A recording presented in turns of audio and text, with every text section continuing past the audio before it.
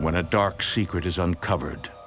I found witchcraft books, I found spell casting books.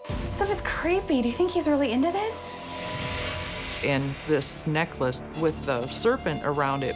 A family comes face to face with evil. I turn around, I see this girl standing there. She said, "We're gonna get you and kill you." Can they be saved? No way. Dad! Dad, it's gonna get you! Before falling under its spell? I see this human shadow, and I was absolutely terrified. In America, there is real evil. It lurks in the darkest shadows and in our most ordinary towns. Between the worlds we see Someone's in my room. and the things we fear, there are doors. When they are opened, nightmares become reality.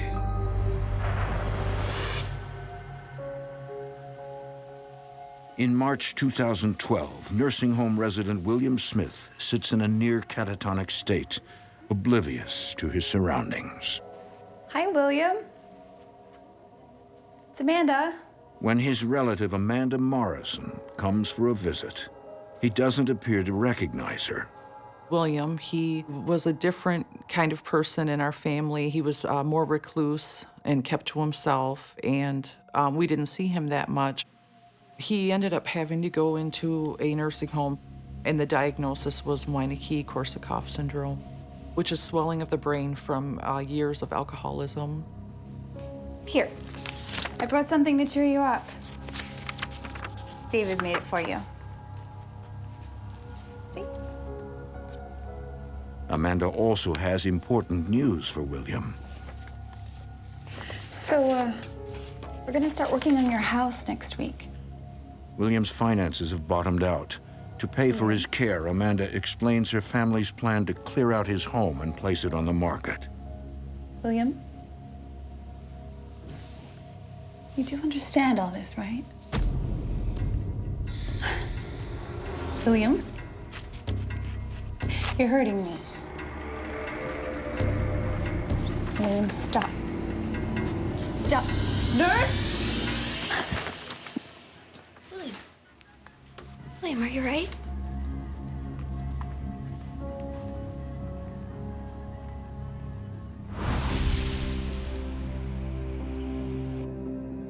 While William's reaction is alarming, Amanda is determined to help him. A few weeks later, she, along with her husband Nate and 2 children, get to work on his home. Oh, boy. Okay. Okay, guys, it's gonna be fun. We'll be like a team, we'll get to work together. Yes, we will. Separate the jobs. William didn't have a lot of support from other members of the family. We had done a lot of work on our own house, so we felt that it wouldn't be too much of a project to take on the responsibility. Can I help paint? Of course you can, as long as you follow directions. David is very much a helper. He likes to do everything from fixing a toilet to painting. Aaliyah's not interested in fixing up things. She's very artistic. She was very super girly, happy-go-lucky. Hey, do you need an invite? Come on. Aaliyah! Let's go. Aaliyah, what are you doing? Sorry. Come on, stop texting. Let's get out here. Kimberly wants to know if I can go to the mall. I don't know. I guess if you help with the house. Okay. Okay. But David better not get paint on me. Oh, my gosh. Ow. Oh, my God. The house was visibly dark. All the windows were literally sealed shut, and then there were layers of old, dusty curtains closed over every single window. The walls were badly stained with nicotine from years of smoking. The carpets were filthy. Where do you begin? This is gross. I'm gonna go back to the car. Aaliyah, come on now. We promised William that we were gonna help.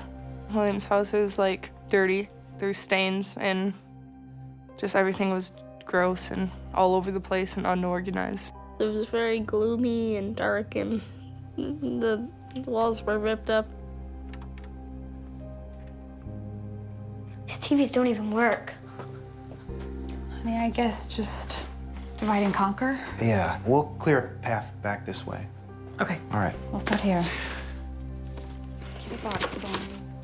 I thought, I can't give up. I can't stop what I signed up for. I can't stop helping him get all this done.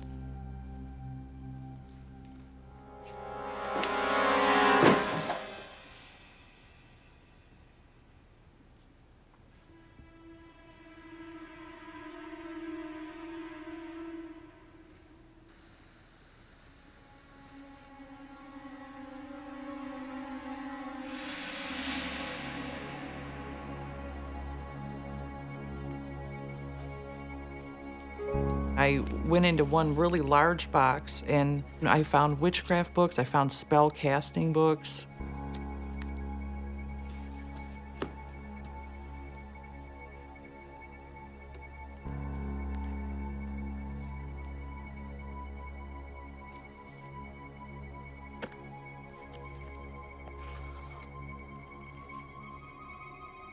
And wrapped up in a cloth was this gold-colored necklace that was kind of heavy. It was a staff with a serpent around it, but it wasn't the medical symbol. It was definitely bad and not good. Nate? Nate, can you come here? Nate? Hey. Hey. Nate, look at this stuff. Look at these books. This stuff is creepy. Do you think he's really into this? Or was? Oh, you know what? Put it back in the box. Don't worry about it. No, what about this necklace? My husband's not like me. Everything's like logical. He thought it was a little bit weird, just but he didn't think much of it because he's real rational. It's been a long day. I'm gonna get the kids and we'll just call it quits, all right? I know that William was a strange sort of guy, but they're just books. William, Probably right. we're gonna call it quits, okay? Okay. All right. I'm gonna turn the lights out. All right. You gonna get David?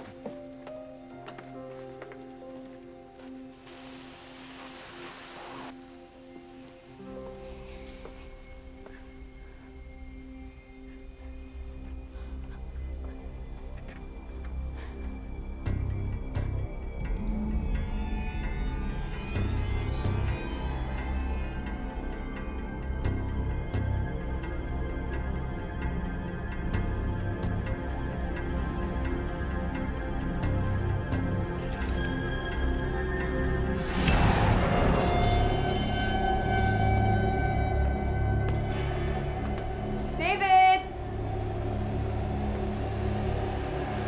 David! Are you ready, sweetie? Yeah. Can we get some pizza on the way home? Sure.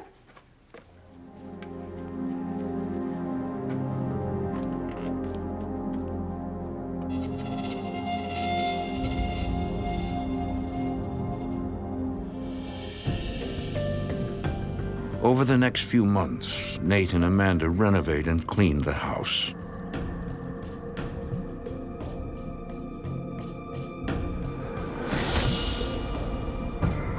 As it nears completion and is ready to be put up for sale, Amanda pays a visit to William. Hey, William. You're gonna be so excited. We're nearly finished the house. Look, I brought photos. The last time I went to visit William, I had brought photos of all the work that we did in an envelope, and I showed him how everything had been changed and how much better, certain things looked. Look at this. Ta-da, fresh paint. He was interested at first and kind of leaning forward and squinting and looking. I hope you don't mind, but some of this stuff did go to Goodwill. His whole face changed. Look at this, we cleared all of that out.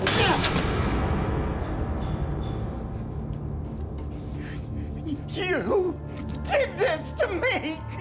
What are you talking about? He started to get meaner, and he said he blamed me because he ended up in a nursing home.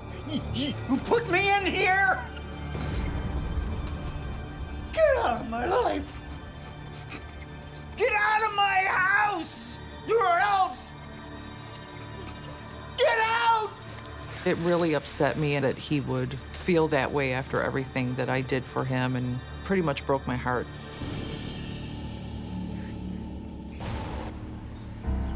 At Williams, Nate is putting the finishing touches on the house before it's put up for sale.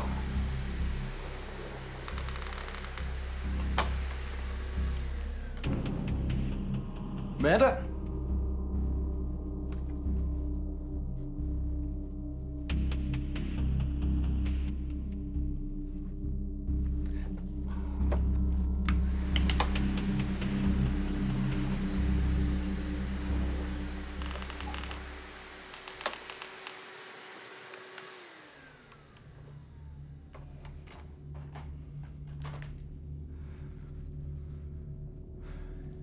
Hello? Amanda had left, and I was at William's house in the middle of the day. I had a feeling that I was being watched.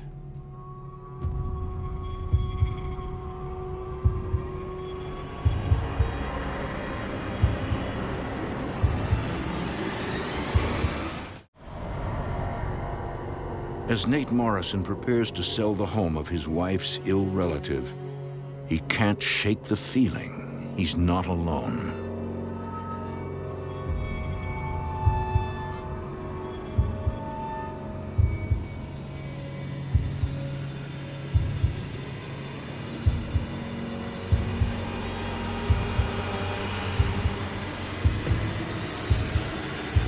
I turned around and saw a tall, shadowy figure. It looked like it was a human shape, only much taller and much darker. It was not friendly.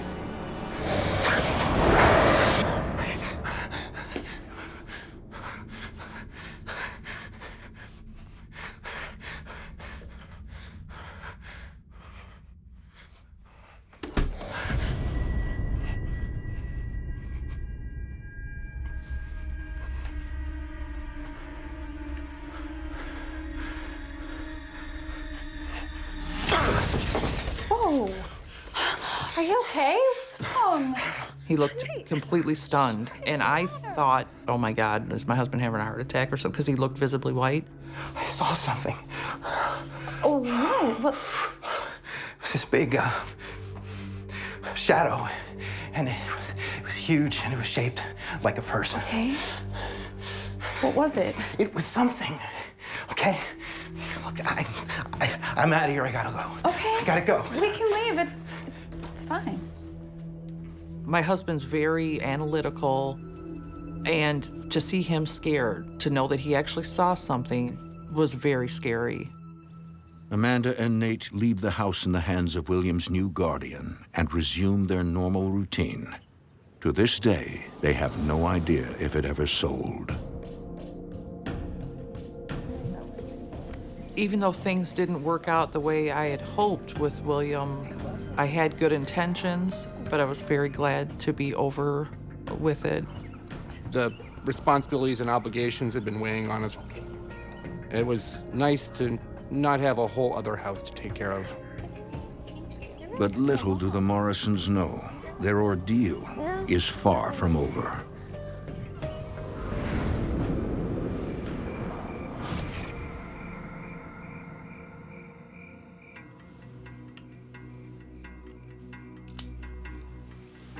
Eight-year-old David plays with a secret souvenir taken during William's house cleaning. I found this necklace with a snake around it. It had lots of scales. I thought it was really cool looking, and I thought I could show my friends. I wanted to keep it to wear it to school.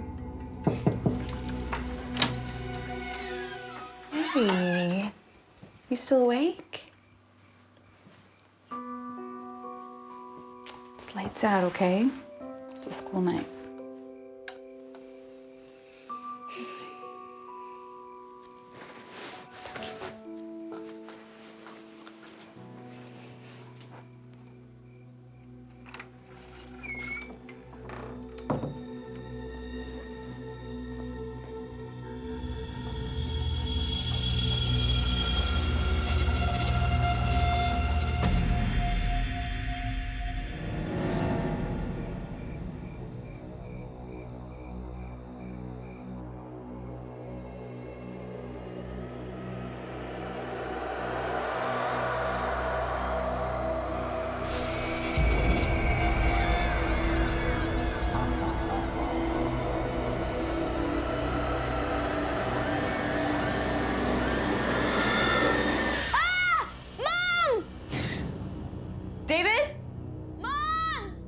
Nate, Nate, wake up. What? I think something's wrong with David.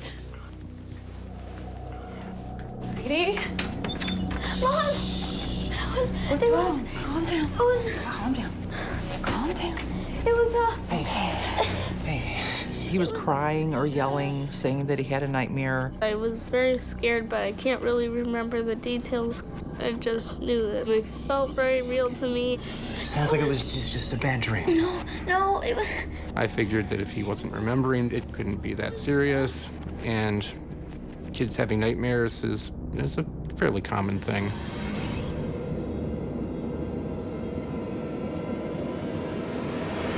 David, the last time you were in front of a campfire, you were in diapers. Was I? That's right. Over the next few weeks, while the family deals with David's recurring nightmares, they begin to notice something else. His sister Aaliyah is growing withdrawn. Aaliyah was a very bubbly, social, butterfly kind of child, and she started to pull away a little bit. Aaliyah, you gonna join us? Aaliyah. Can't you see that I'm busy? Whoa. God. Sorry. Just leave me alone. Aaliyah's parents are shocked by her behavior and hope it's temporary. We figured it was a phase that she would eventually move out of. But Aaliyah's anxiety only grows worse.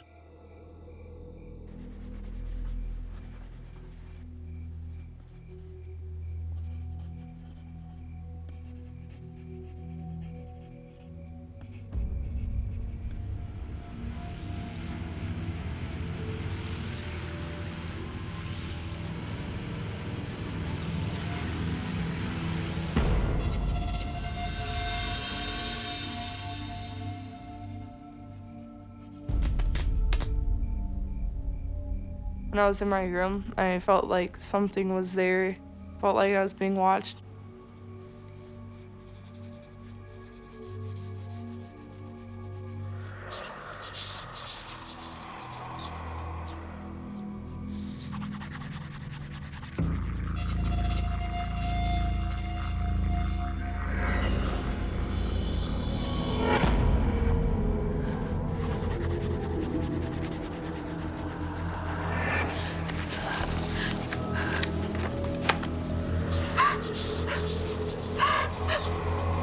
I really didn't feel like myself. Something in my brain was telling me all this crazy stuff that I usually would never do.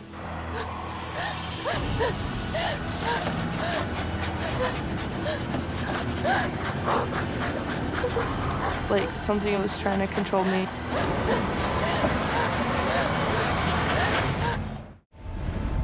For weeks, Amanda Morrison has been worried about her 12-year-old daughter, Aaliyah.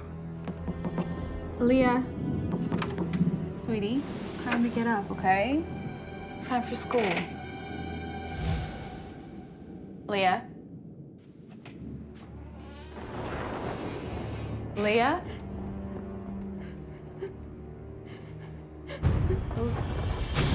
Honey?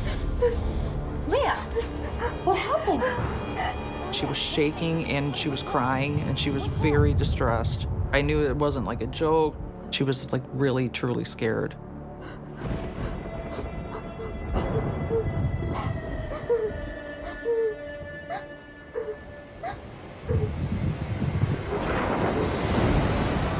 I saw the words "help me" carved into her headboard.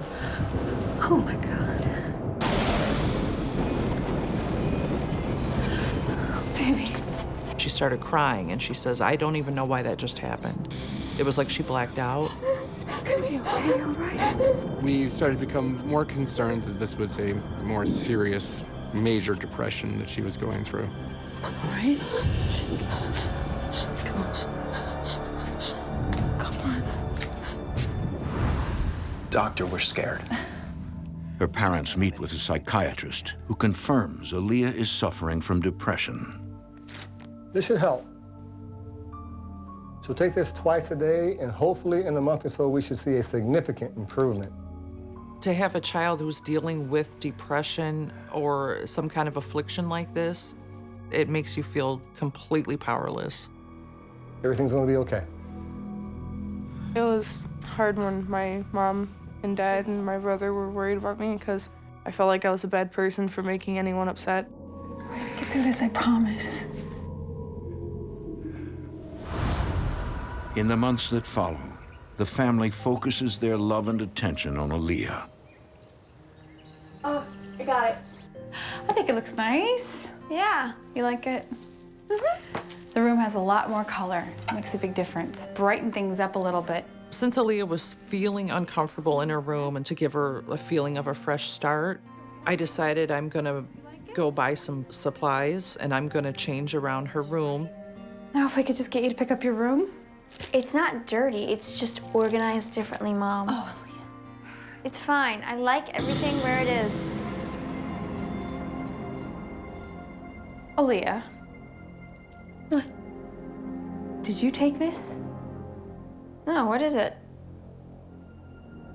David! David, get in here right now! Yes? David, did you take this from William's house? I thought it was cool. Cool? You don't take things that don't belong to you. I've told you this. I'm sorry. As a mom, I was kind of upset that David would go into the boxes and just start like rifling through things that weren't his. I didn't think much of it. I decided to get rid of it.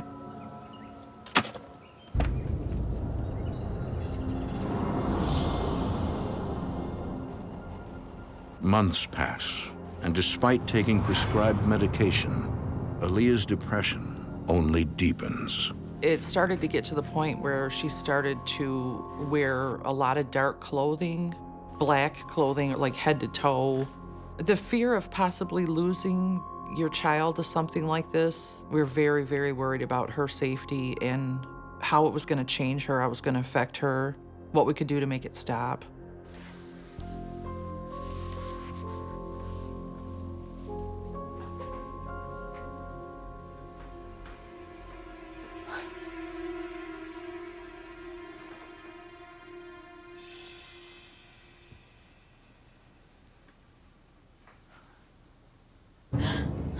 I felt like I was trapped from my depression. I was really scared. I thought I was going crazy. What?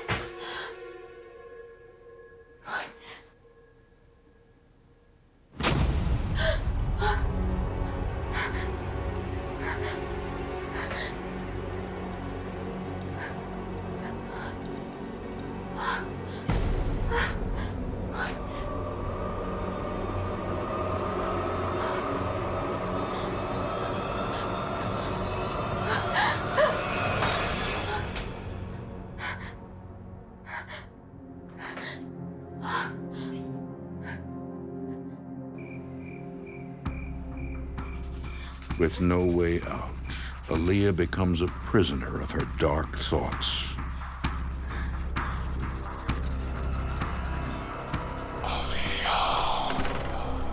It was like the middle of the night, and I started hearing my name called, but I thought, it's just in my head.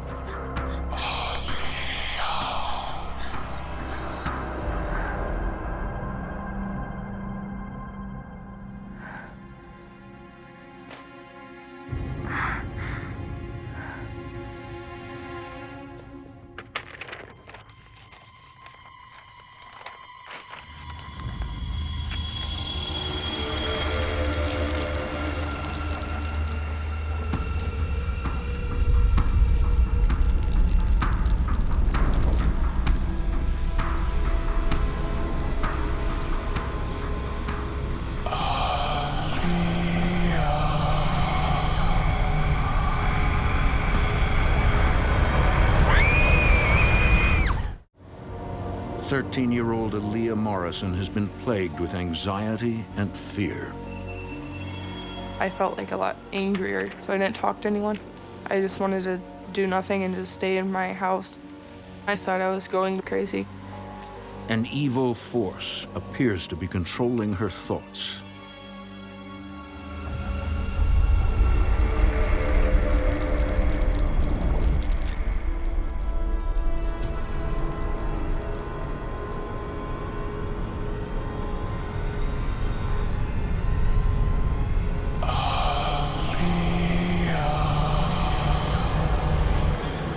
turn around, I see this like girl standing there.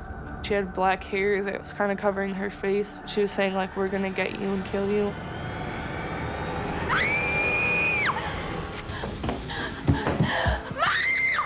It's in my room. I saw it. Please, you can't let it get me. It's coming to get me, Mom. Please don't let it get me. What is it? What did you see? Aaliyah came into the family room crying. She said there was a black shadow that rose up out of my floor and was right in front of my bed, and it said my name. She was really, truly scared. Where's your brother? David. What's going on? Come here. Sit with your mom here. Is she okay? Dad! He's fine. Dad, it's gonna get you! Yeah? Okay.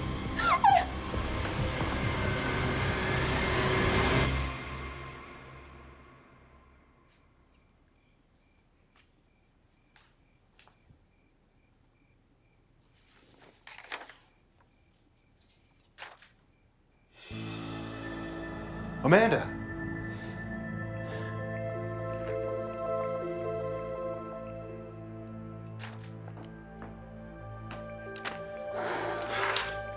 What is all this? Come here, look at this.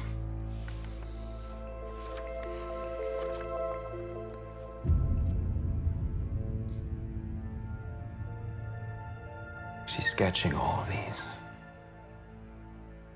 Nate, what are we gonna do? I don't know. Our concern immediately was that these are hallucinations, and voices is a classic indication that she's developing a psychosis greater than what she was originally having. Amanda and I were very afraid that we were going to lose her.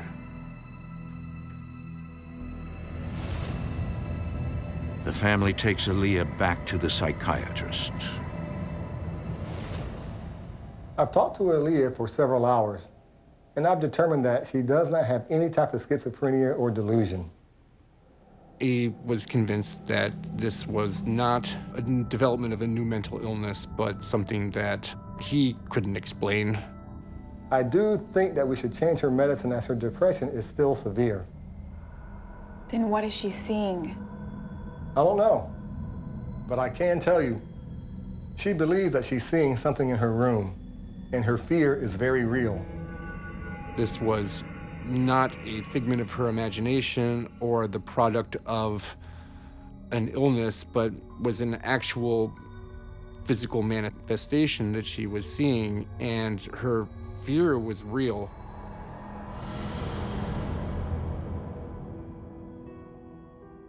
The whole mood in our house started changing. It was taking away our peace, and the amount of stress quadrupled. We did feel as parents that we were failing at times. We were doing everything that we could to help her and support her. It was putting a lot of wear and tear on our marriage, our family life. It wasn't a very good time.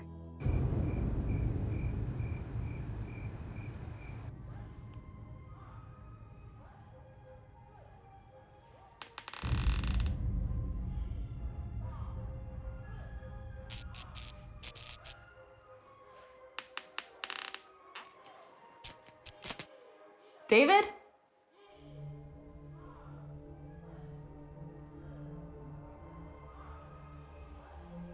David?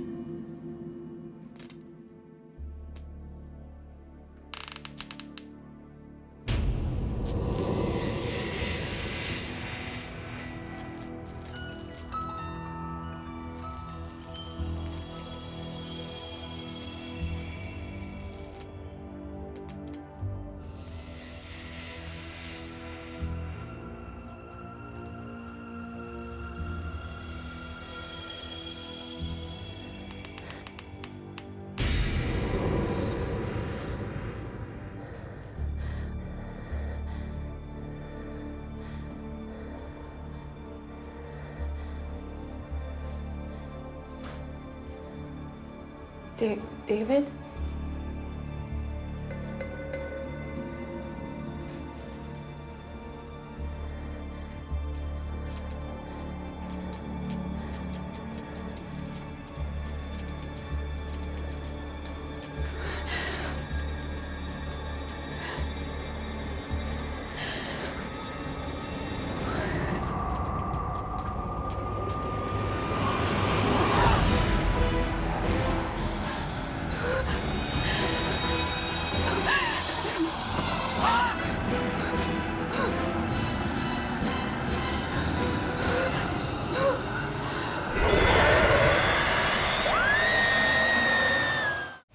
For months, Amanda Morrison didn't know what to believe when her husband and daughter claimed they were seeing an unexplainable, terrifying entity. Until now.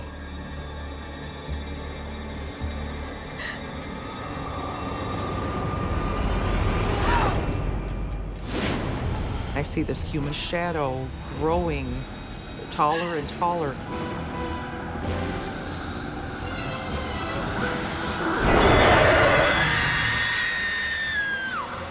And I was absolutely terrified. Baby, baby. Wait, it's real. It's okay. It's real. I saw it. I saw that thing. The thing that you saw. What? I saw that shadow, the thing that it's here, it's real. My rational mind said, it can't possibly be that. My rational mind didn't let me accept this immediately.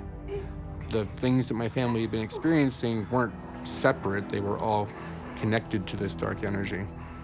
That was like a time-changing moment right there. We really need to figure out what is going on. Not knowing where to turn, Amanda searches for someone who can perform a house blessing. She finds Samantha Harris of the Michigan Paranormal Research Association. I'm a demonologist, published author, and a paranormal investigator. Intuitively, I was picking up on a lot of heaviness. There was a lot of negativity in the home. It was really obvious that the Morrison family was experiencing some sort of strains and stressors in their family life.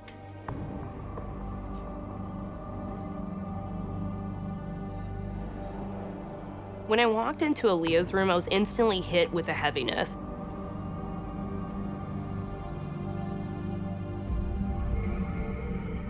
I could sense it very clearly that some sort of demonic or negative entity is actually in the room with me.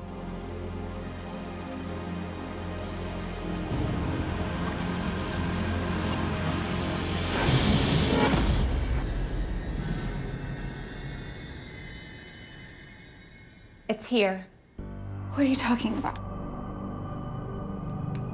I believe there is a demonic presence in your home. I feel it the strongest here in Aaliyah's room. How did this happen? Is there some way that you could have brought it with you? Is there someone in your family involved with the occult or the dark arts? We recently found some things at a relative's.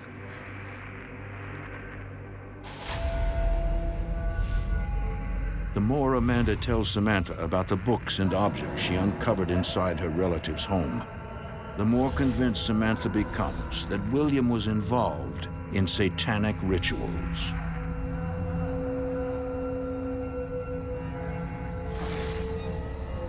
Amanda found this box that included a demonic sort of necklace. David actually took this necklace without telling anybody. I think that action released this demonic entity into their home. When Samantha told us that all of the bad, negative, dark stuff came from William's house, I felt like I unintentionally sabotaged my family. Like I did something wrong. I felt guilt. Why is this thing after Aaliyah? Unfortunately, she's more at risk. It's really common for demonic entities to focus and target actually adolescents. Aaliyah is a perfect prime target. Basically, it's because of their energy. They're at a spiritual crossroads. This demonic entity really targeted her and I think was trying to will her to the dark side. We need to do a blessing immediately. Okay. At this point, it was our last option. It was our last resort. Okay, we're going to pray now, and you can join in as you feel comfortable. And the only thing that's important is that you remain focused, okay? Okay. Samantha got everybody involved. It was a family activity to cleanse the house. Heavenly Spirit, I bow in praise and worship before you. I claim the protection of the light for my family, my finances, my home, my spirit, soul, and body. I surrender myself completely in every area of my life to you.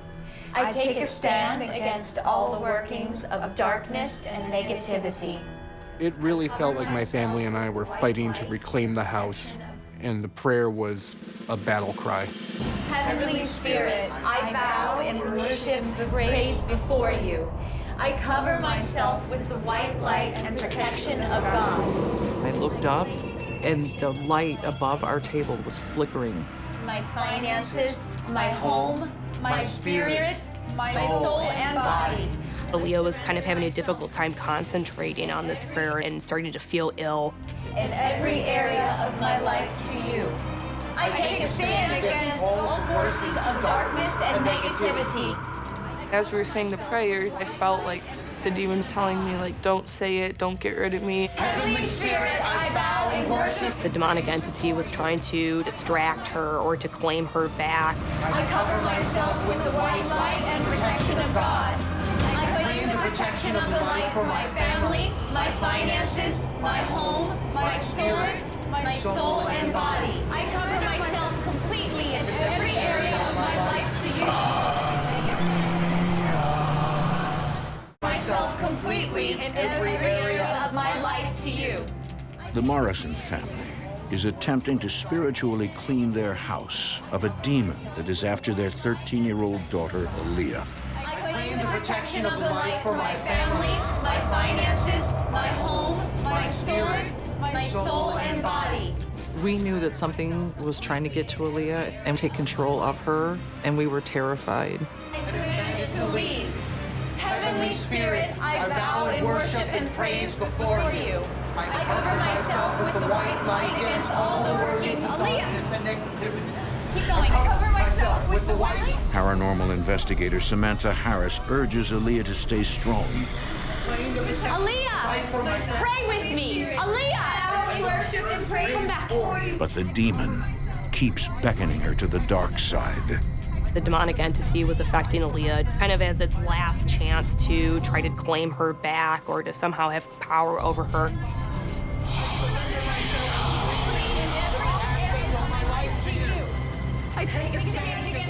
I said, no, I want my house back and I want to be able to sleep in my room at night. So I told like the demon in my head, no, just go away.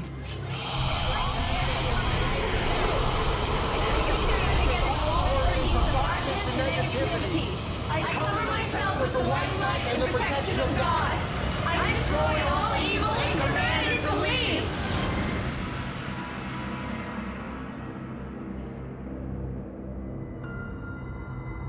After we were done with the prayer, it felt like a bunch of weight was lifted off.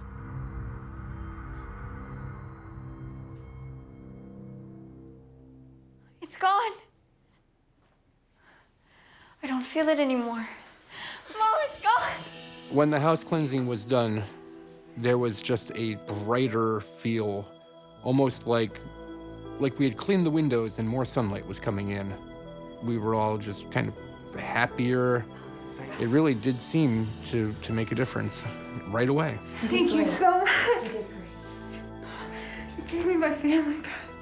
That's the moment that I felt like I got her back. That's when I had my exhale moment where I'm like, oh, it's really gone. We knew it was all over and all this demon stuff can go away and we can live a happy ending.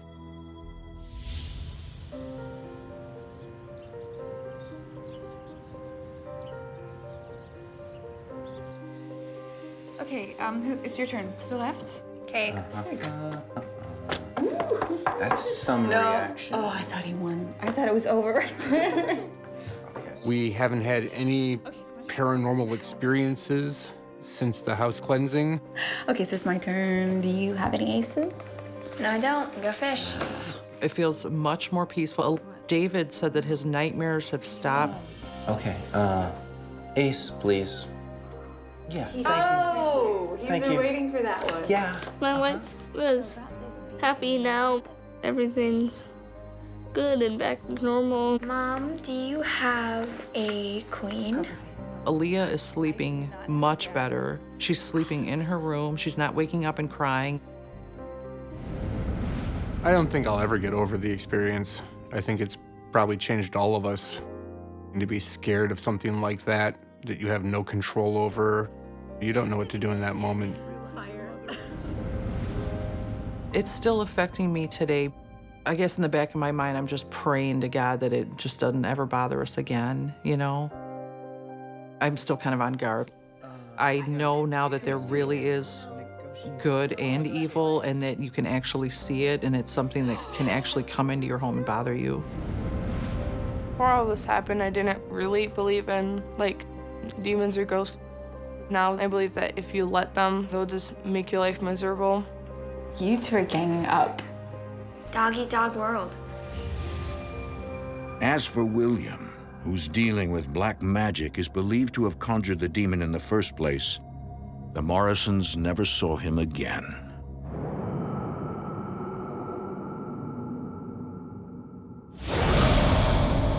A young woman moves into the farmhouse of her dreams and soon finds out she has company. I always thought it was the old man that died there. How much fear can she take? I'm warning you, you're in danger. He's not happy. I was gonna be in my dream home and nothing was gonna stop me from being there. And how far will the entity go? There was something there, something that is not friendly. Before she finally gets the message.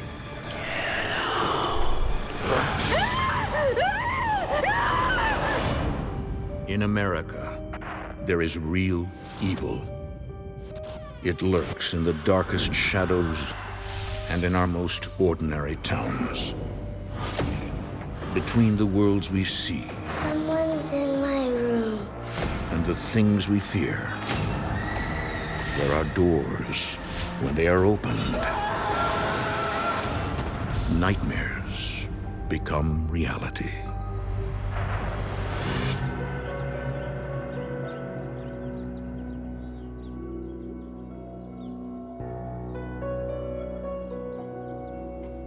In October of 2008, 24-year-old Jennifer Patterson prepares for a housewarming party in her new home.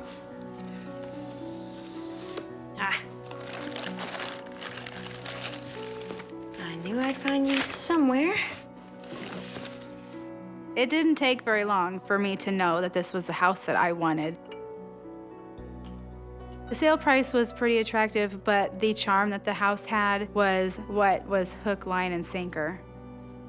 There are still items left in the house that belong to the previous owner. There were a lot of knickknacks and like old Christmas decorations and old encyclopedias left in the basement.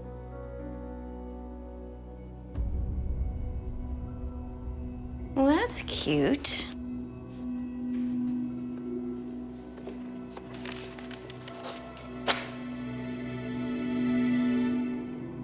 I could find use for this.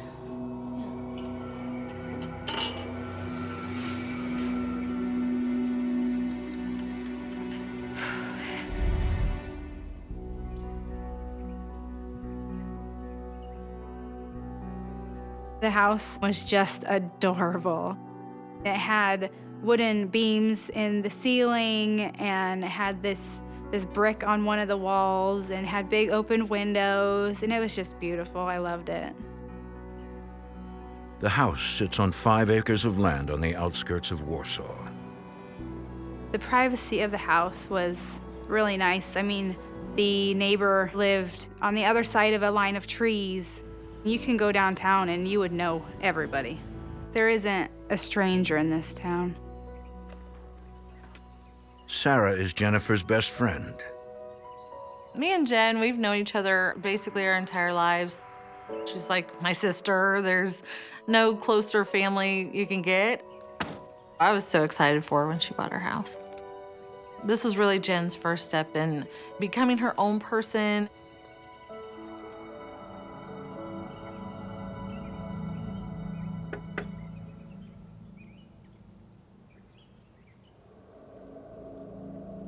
Jennifer?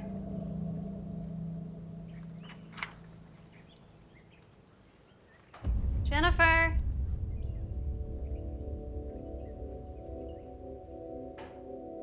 Hello?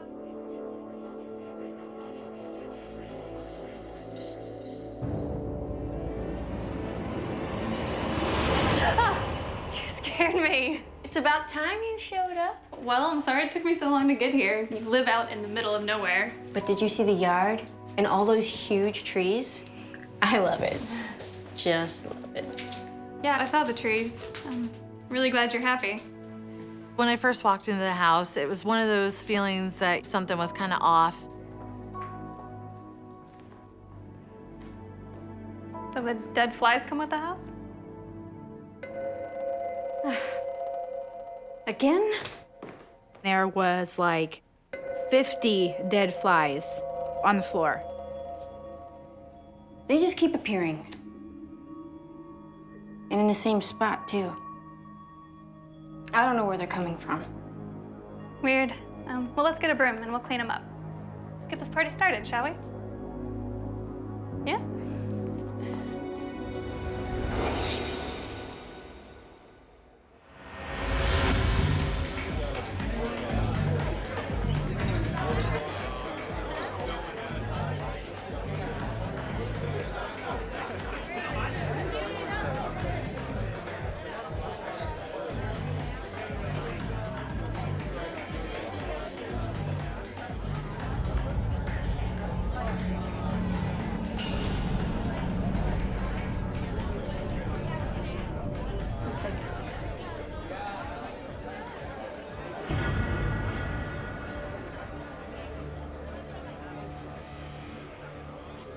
Excuse me, do I know you? No, you don't. I'm a friend of a friend. From the moment I came into this house, I had a feeling. There's a spirit here, and he wants you out of this house. You and everyone here are not welcome. What are you talking about? There's somebody in here that doesn't want us here? In my house? He told me he is sensitive. And there was a man and a woman in my house. The woman was just a dainty little lady, but the man was very angry. I'm warning you. You're in danger. He's not happy.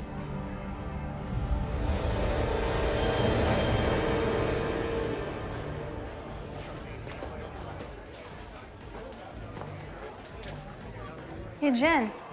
Hey, you look like you've seen a ghost. Jen. Something really weird just happened. There's this creepy guy, and he was talking about how there's a spirit here, and he wants us out, and he just disappeared. What guy? Jen, what's going on with this place?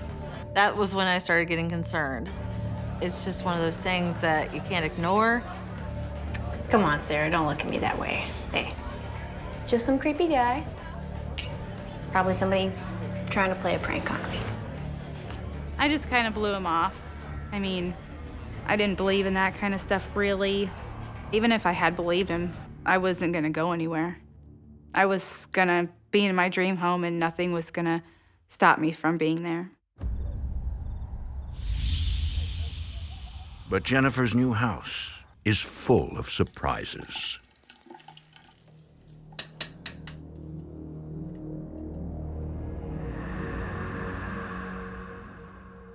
I got this huge, whiff of aftershave. And I thought that was kind of weird because there was nothing in the house that would have smelled like that.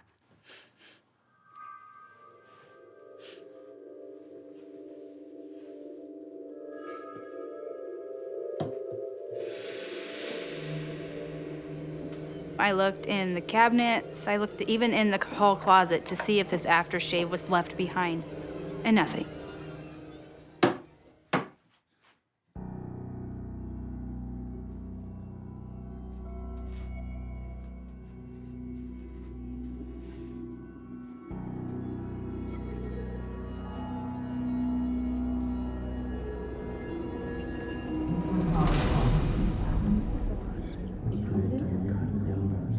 I would hear her talking.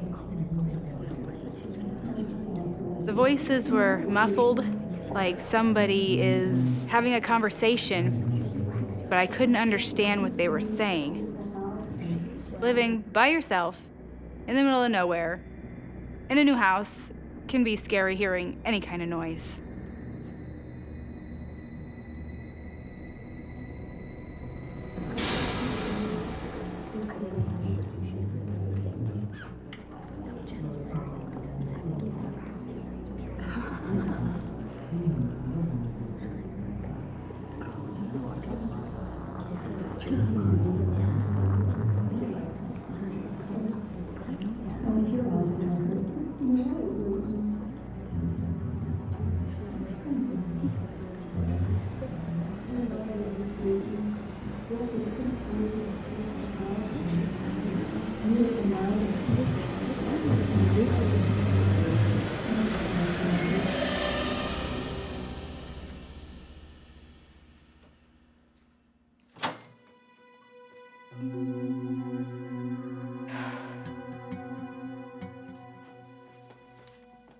I kept telling myself, oh, you're tired. You've been working a lot. This is a new house.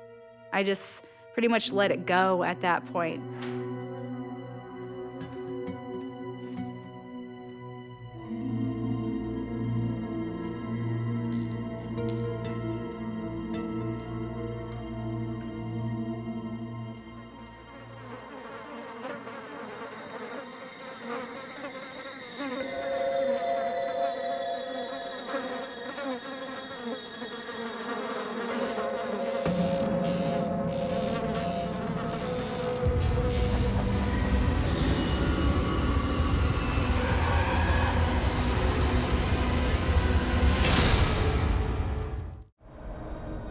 Soon after Jennifer's housewarming party, she invites her friend Sarah over for dinner. Oh, come on, Sarah. One more glass. This late already? I've really got to go home. No. Oh, no. You are staying right here. Because there is still some wine left in this bottle, and you are gonna help me finish it. I really shouldn't, Jennifer. It's a long way back to my place. Don't be ridiculous. Just stay the night. I've got a guest bedroom. It's all set up and everything. But Sarah thinks the house may be haunted. I chose not to say anything because I didn't want to make a big deal or make something that it wasn't. Okay, as long as a ghost don't keep me up. Ooh. Yeah. See? Sure enough, Sarah is unable to sleep.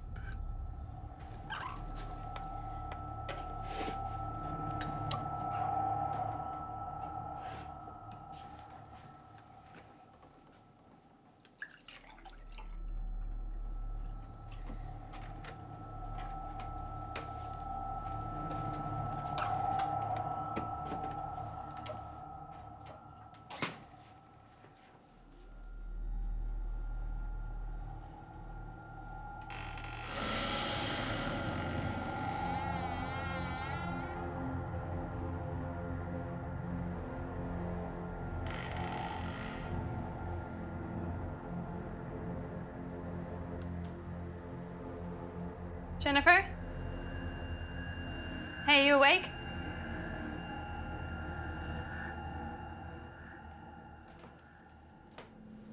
I went back into the hallway and I looked at all the doors. All the doors were shut.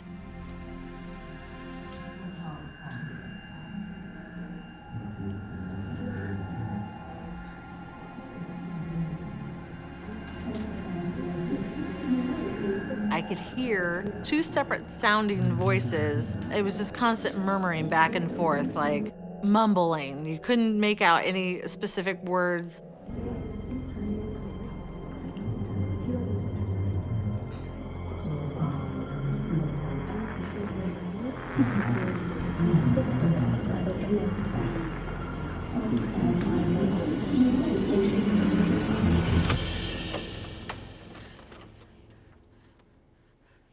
I opened the door and it stopped, and there's nobody in the bedroom at all.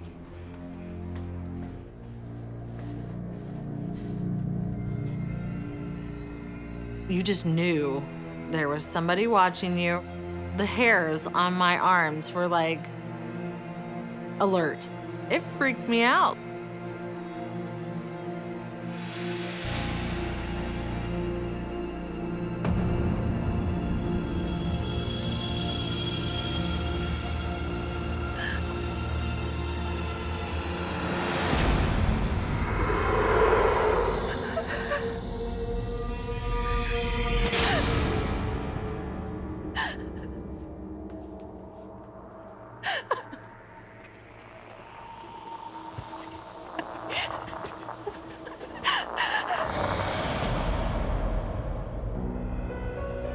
Sarah warns Jennifer. That was when I started saying, you need to leave. Move out of that place. This place is haunted. I didn't really want to sugarcoat it for her because there were things going on. But Jennifer is too stubborn to take heed.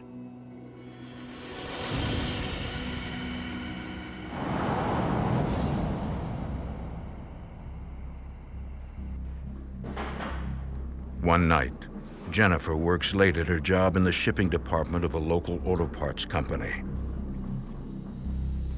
So, I hear you living in Eli's old house. Shame what happened.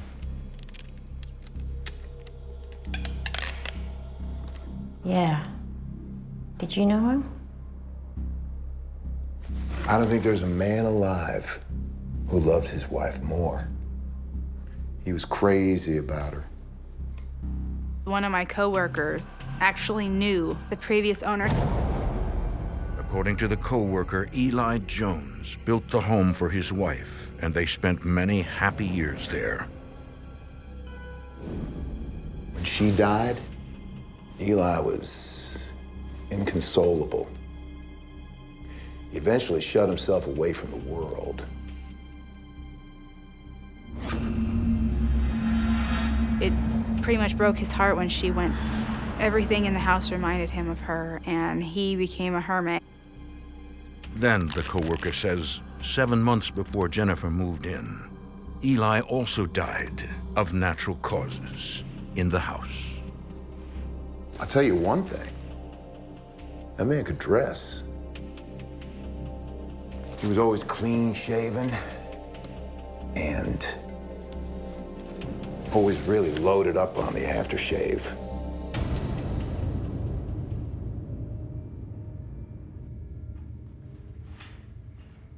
When I first found out that the previous owners had died in the house, I was really creeped out. But, I mean, there was nothing I could do. Eli, I'm home.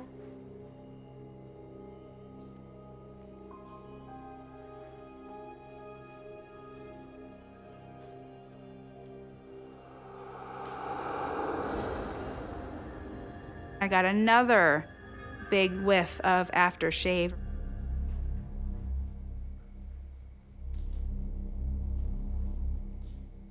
I am sorry about your wife. I know that you really loved her.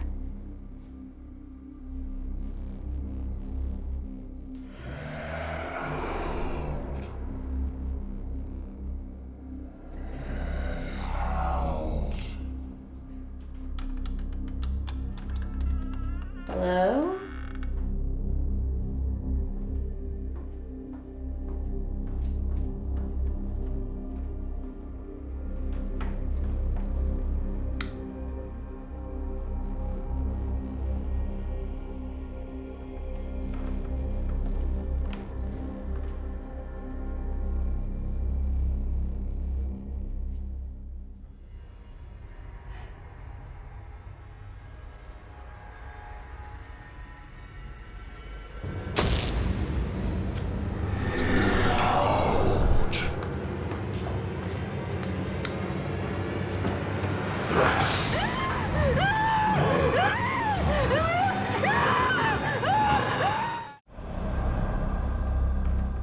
Jennifer has learned that the previous owner, Eli Jones, died in her house.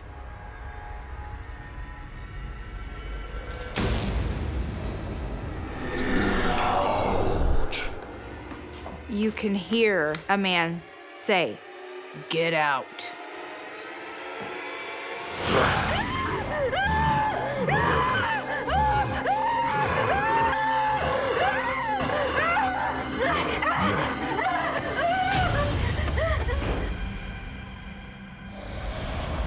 I'm thinking, what the hell is going on?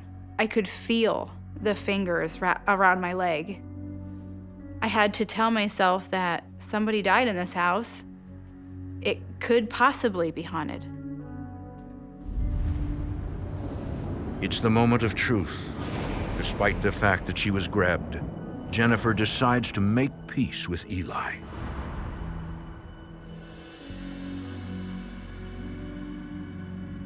He hasn't done anything to hurt me. He scared me, but I just kept telling myself it was him. I figured he loved the house. He loved being there. He built it. He just wants to stay. I wasn't okay with it, but what was I gonna do? It's not like you can just pick up and leave a house. You can't just do that. I just told myself, this is my house. I'm just gonna have to ignore it.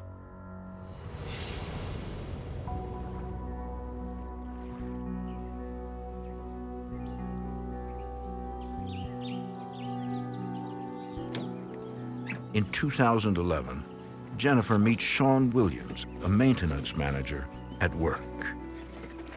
It all started out with a friendship, and then it ended up evolving into more. I feel very lucky that I met her. When the relationship grows serious, Jennifer invites him to live with her. Are you sure you're all right with this? Me moving in? Yes, of course. Sean has the biggest heart of anyone that I know. He would give you the shirt off his back. He could have a million things going on, and he would drop everything for me. I was super excited when Sean moved in with Jen, thinking that, well, maybe a male presence will help calm things down. Hey, are you sure that you're okay with all this? I mean, my crazy house and all the residual whatevers. I'm not the least bit worried about that. I'm usually a man of science, and sometimes I thought, well, what she was viewing wasn't exactly what really was happening. Misinterpretation. I think that his way of thinking was, I believe that something is happening to you, but I gotta be able to debunk it somehow.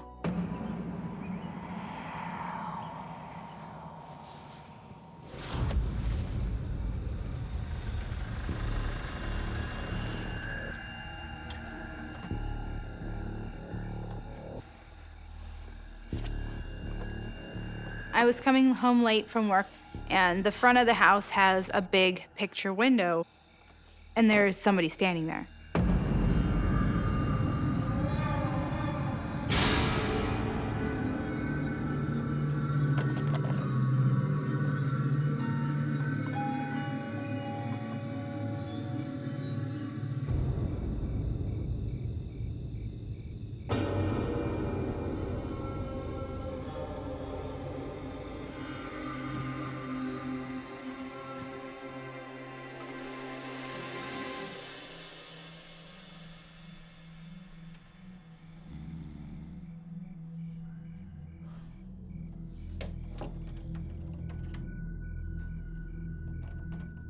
About this time, every time we would go to bed, I would lock the bedroom door.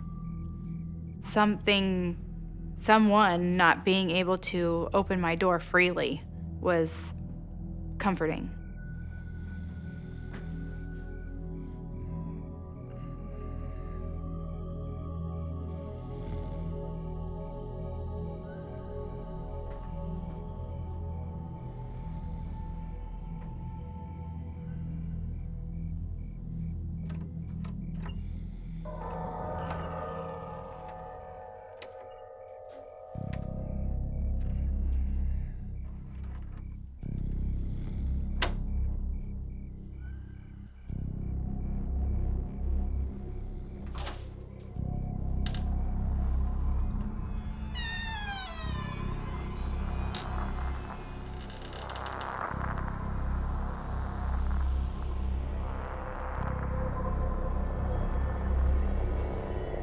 I'm trying to look into the darkness, and after my eyes had adjusted, I saw somebody standing there.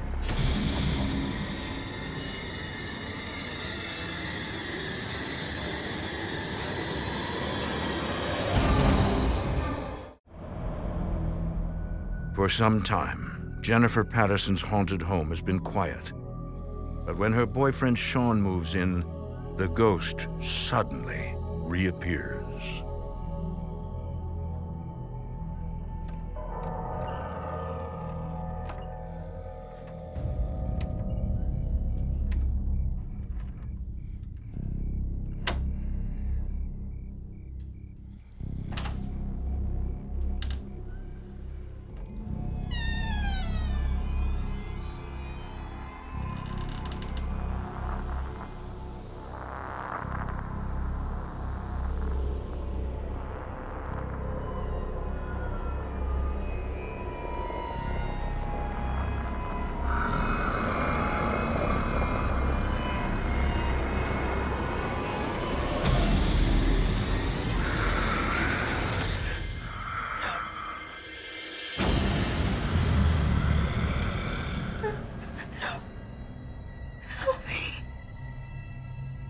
I could not speak. I couldn't even move a muscle to wake Sean up. There was nothing that I could do. In my head, I'm screaming, "What the hell is that?" Sean, please. Sean, help me. I need you. What's wrong? Jennifer looked over at me and all the blood was drained from her face. What is it? He's here.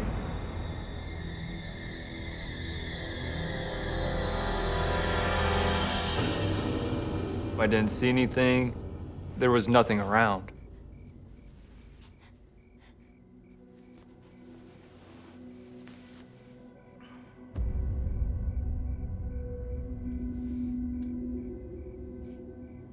You don't believe me, but I know what I saw, and it was him.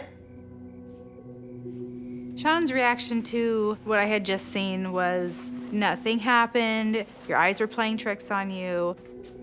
I knew what I saw. I still know what I saw. And there was nothing that he could say or do to make me change my mind. I saw somebody standing there.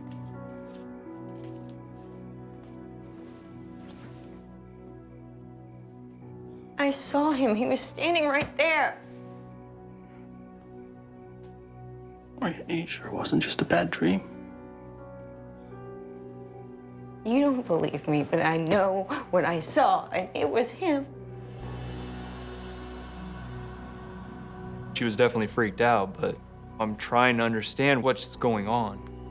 Someone's seeing things, but you're not seeing them, so you don't know really what you can do to help. It's definitely frustrating.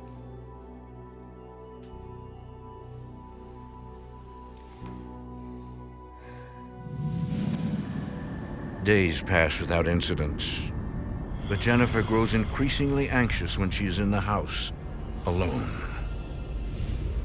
You're always on the edge of your seat, waiting for something to happen, waiting for something to scare you. I mean, you're supposed to be comfortable in your house.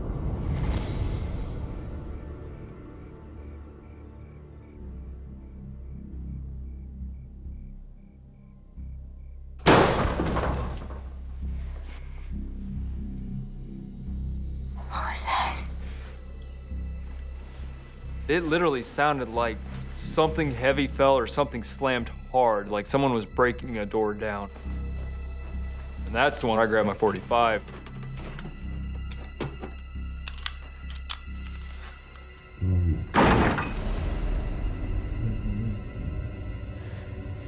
Someone's in the house. Stay here. Lock the door behind me. Don't move anywhere until I get back.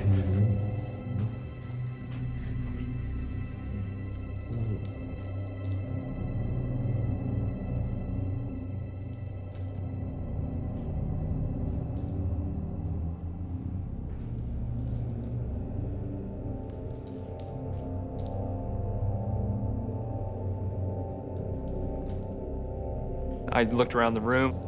I didn't see anything that could create the loud bang.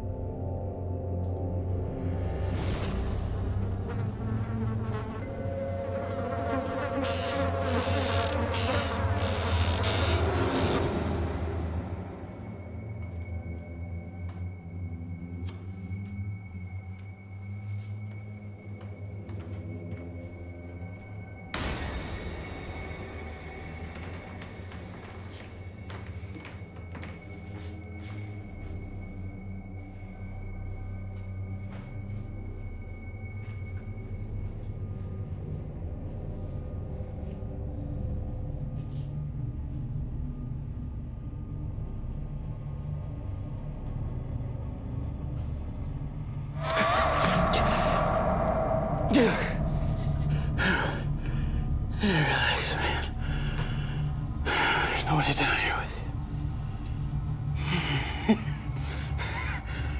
It just gets you paranoid.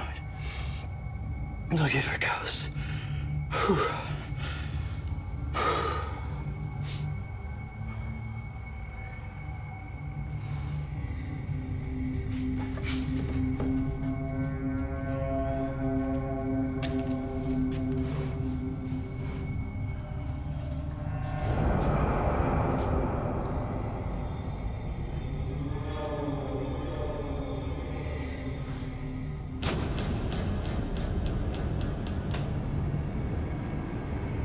My heart was racing. There was something there, something that is not friendly.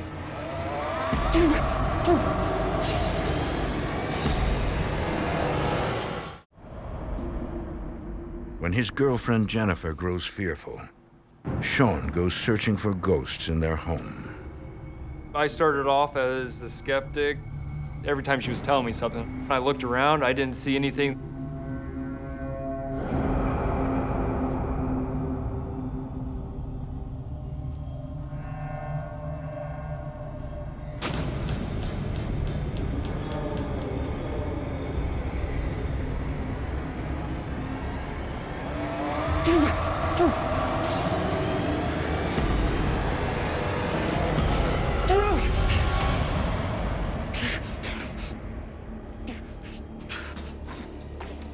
When I went down into the basement, I sensed that something was definitely bad.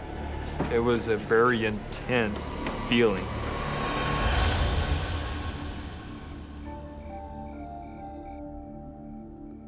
Sean can no longer deny that the house is haunted.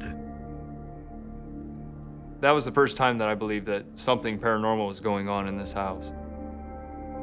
Knowing that Sean finally realized that what I was talking about was actually true, it was a big relief to me. But then again, he's saying it, so I'm not crazy, and what do we do?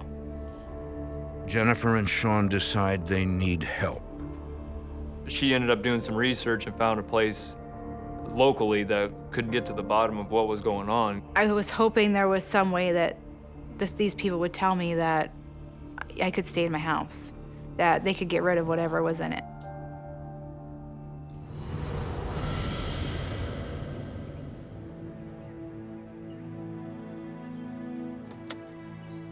In July 2013, the Fort Wayne Shadow Chasers Parasisters arrive at the farmhouse. We're an all-female team that investigates supernatural occurrences. Hi, I'm Tina, and this is Jackie, part of my team. Thank you so much for coming. My boyfriend is at work, otherwise he'd be here too, so. Jennifer was very nervous, shaken up. She didn't want to be in the home alone at all, so she was waiting outside for us.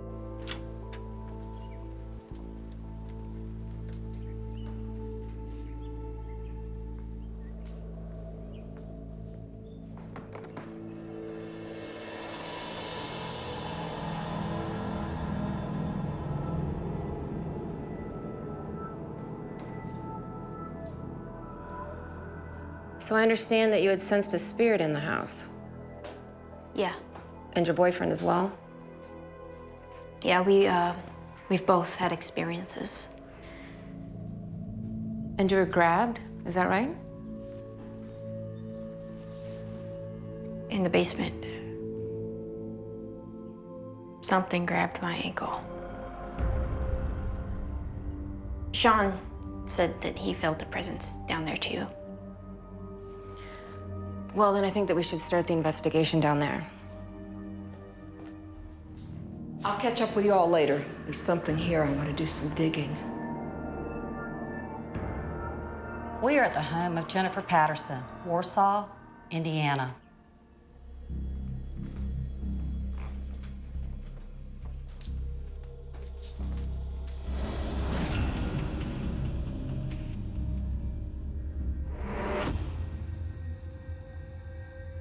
That night, Cheryl, the team's sensitive, has a vision of the previous owner who lived in the house. Sometimes I get pictures of people who have been there in the past. Well, this music reminds me of the day we were married. You look absolutely beautiful tonight. Oh, thank you, Eli. It's so nice.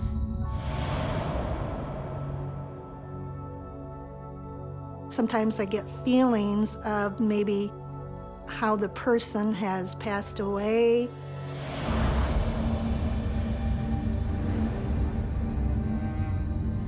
If they are anxious or sad, it gives us an overall picture of what might have been there. Cheryl confirms what Jennifer's co-worker told her. After his wife's death, Eli was heartbroken and became a recluse. Later, he died of natural causes, in the house, alone.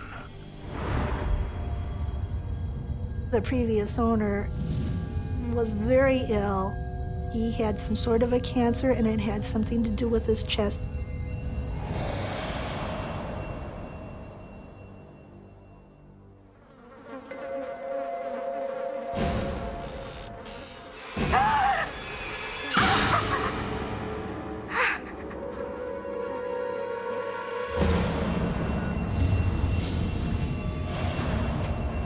I felt sick and dizzy, and I also felt like I was having a hard time breathing. My chest felt like there was a weight pressing on it.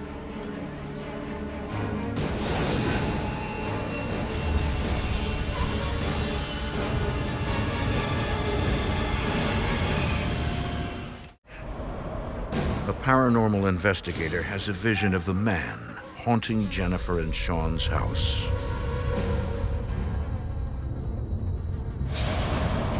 He did not want us there. We were invading his place, his sanctuary.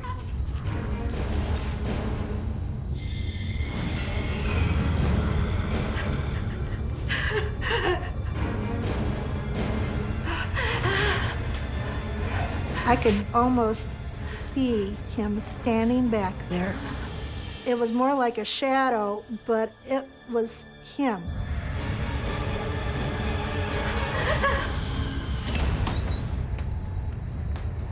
Cheryl, are you okay?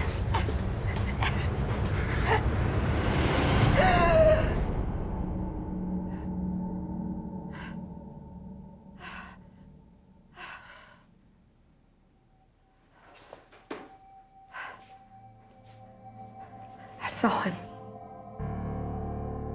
The man that died here. This is his house. He'll never leave. The previous owner put his sweat and his love into the house. He built the house for his wife. And when he died, he still did not want to leave. He is so attached to the house. Jennifer. He's still grieving. He lost his wife, the love of his life. He considers you the intruder. The new people that moved in were outsiders. They didn't belong, and he wanted them out. I always thought it was the old man that died there. It's still his house to him. Is there anything that I can do to stay in my home? There's one option, but it's not something that everyone is able to do. At this point, I am willing to try anything. Well, then you're gonna have to try to live in this house together.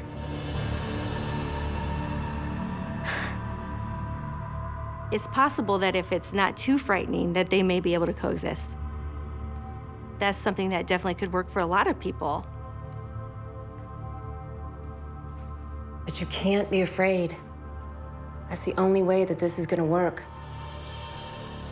If Jennifer didn't get her fear under control, then he could possibly feed off of that and things could get worse for her. Before the investigators leave, they recite a protection prayer. It sets boundaries for our homeowner and the spirits. It protects the homeowner. And we hope that the protection prayer will at least calm down activity. In the days that follow, Jennifer attempts to live with the grieving ghost of Eli, but her fear is ever present. There's nothing to be afraid of, Jennifer. Nothing. Just doing the laundry.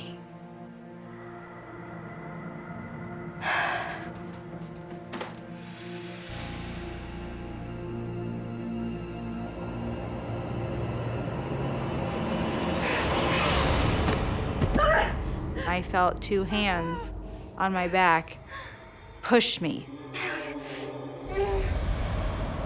The physical attack leaves Jennifer in a state of shock, and she and Sean move out. I got a lot of injuries from that fall. Bruised ribs, pulled muscle. I had strained things in my shoulder.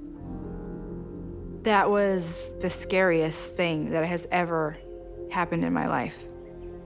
I can't even explain how terrifying it is, and to think that if it can push me, what else can it do to harm us? We packed our stuff and left. Never looked back.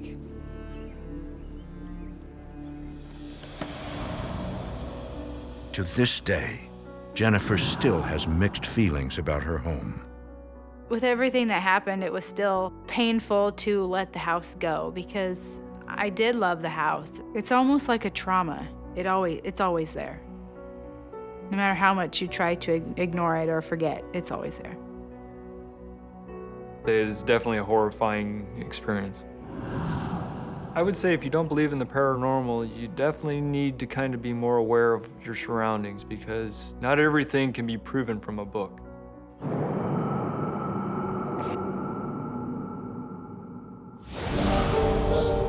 Little Marie has a new house and a new playmate. This is fun. Him's right there. But when her parents realize her friend is not flesh and blood, Oh my gosh, Marie, where did you get that boo-boo? She says, Mommy, he grabbed me. playtime is over. How do I protect her? Someone's in Marie's room! How do I save her? You gotta get me in there! There's something in front of the door! There was nothing gonna stop me from getting in that room. Nothing or no one.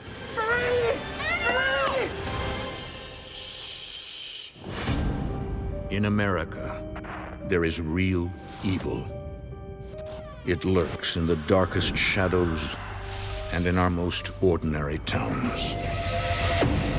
Between the worlds we see Someone's in my room. and the things we fear, there are doors. When they are opened, nightmares become reality.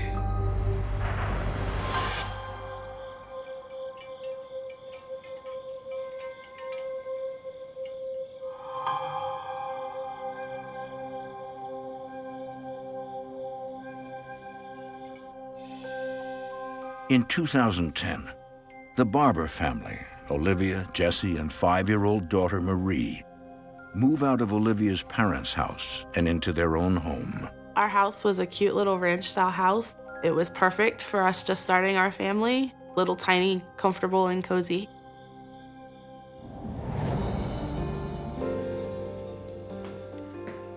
We were both excited about this new house. These are the ones you're looking for? Yep, those are them. Oh, she's so little. It was our own, it was gonna be ours. It was all for us to grow as a family. I believe this is yours, young lady. I almost tripped on it in the stairway. Thanks, Daddy. Mommy, can I go out there to play? Marie is a very active child. She's very fun-loving. Sure, but just stay where I can see you. I'll be out there in a few minutes. Okay, kiddo, give Daddy a kiss. I've got to go to work. Even though she's only 5. I've noticed with her going to school now, she makes friends fairly easy. Just an outgoing kid. Jesse, my childhood sweetheart. I knew he was just gonna turn out to be this fantastic provider, husband, father, friend. What about me? Going off to work without even a goodbye? She's my whole everything. Get out of here.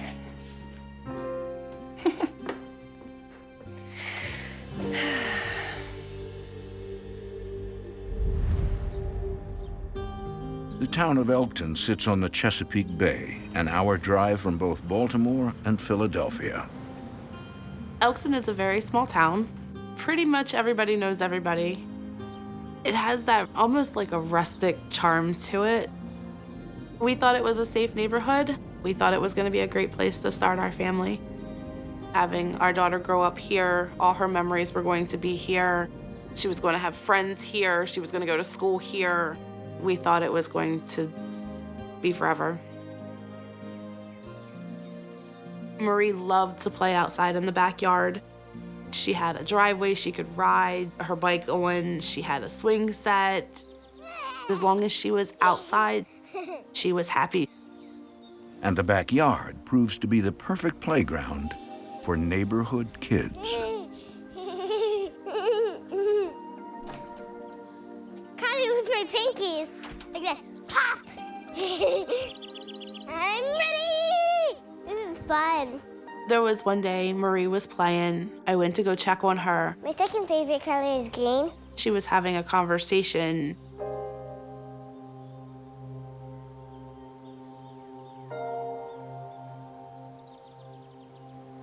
Hey, sweetie.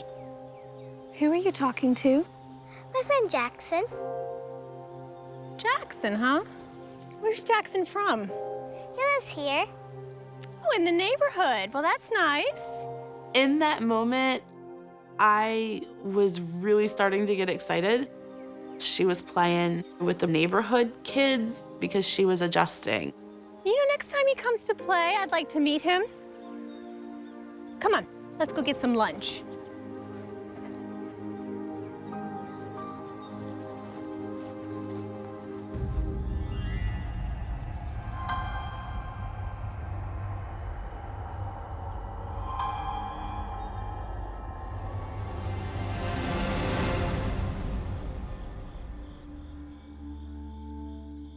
To the Barbers, the neighborhood is finally starting to feel like home.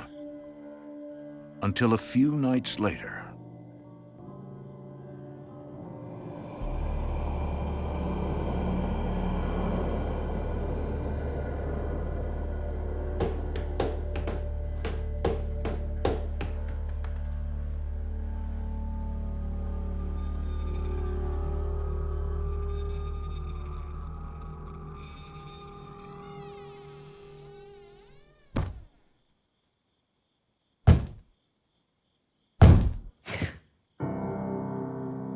When I woke up, I was scared to death.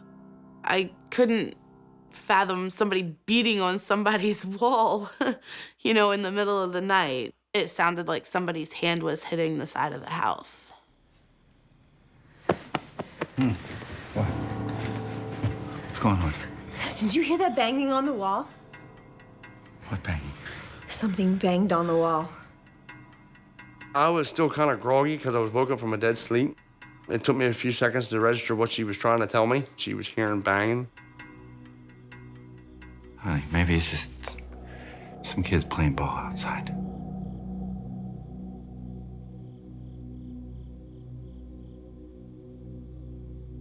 It's okay. All right? It's okay. I'll go take a look around.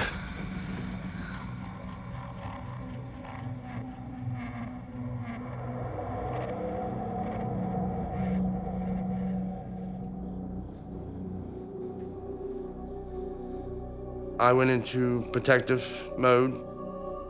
I've checked room after room.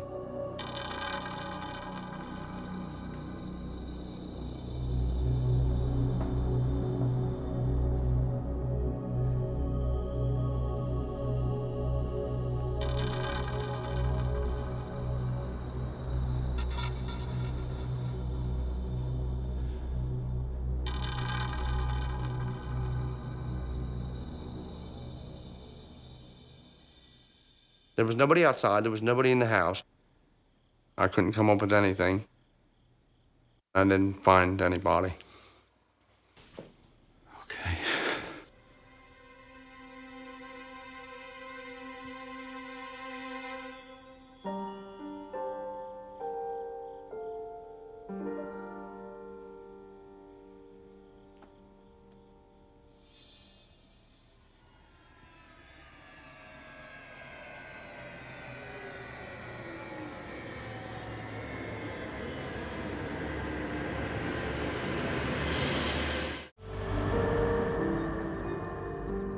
Olivia Barber is thrilled. Her 5-year-old daughter Marie has made her first friend in their new neighborhood. This is fun. Who are you talking to? My friend Jackson.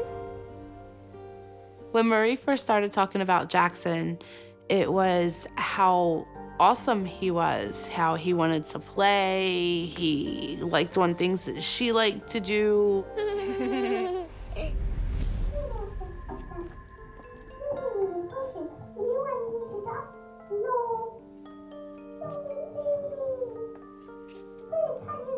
There was one day Marie was playing. I went to go check on her.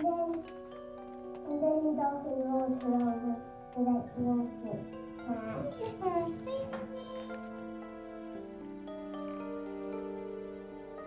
it silly? Marie? When I walked in, she was having a conversation. Hi. Hey, Mom.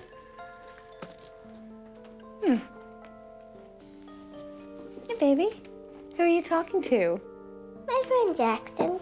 You mean the boy you were playing with the other day outside? Yes. Suddenly, Olivia realizes Jackson may not be real. I'm like, oh, you have an imaginary friend. And she says, No, Mama. Him's real. Him's right there. right there, don't you see? There was nobody there but me and her. I had a feeling that something just wasn't right.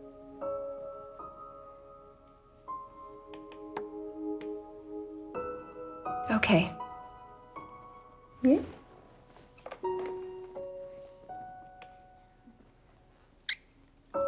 Mommy will be just down the hall.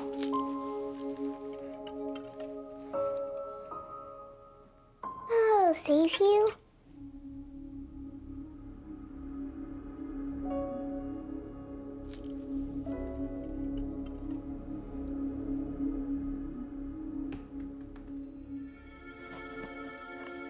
That was my mom.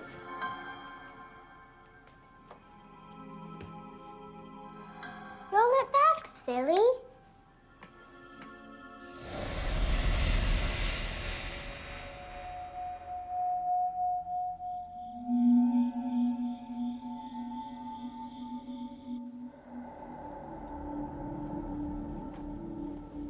So it looks like we're going back next week to do another building.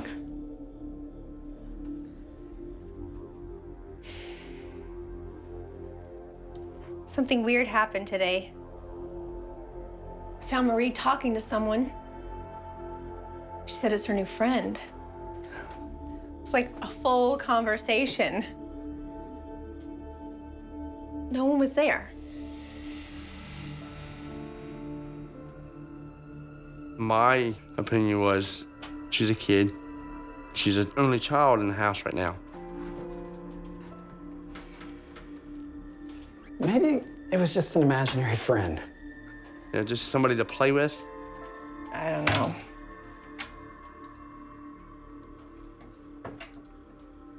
It felt weird. Honey, you're overreacting. I actually was thinking it's a good thing that she has an imagination. It just means that there's a creative side to her personality. She's adjusting.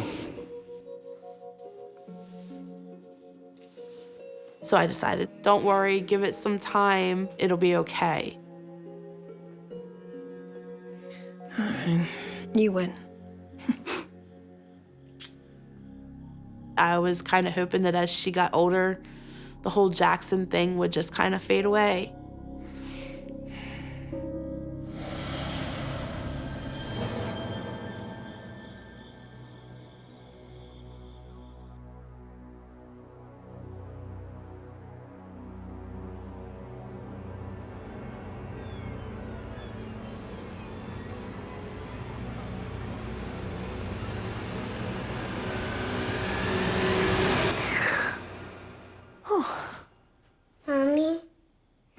can't sleep.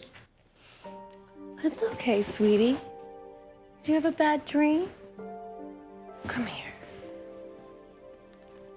She was playing in her bedroom at least during the day, but at night, Marie wanted no part of her bedroom.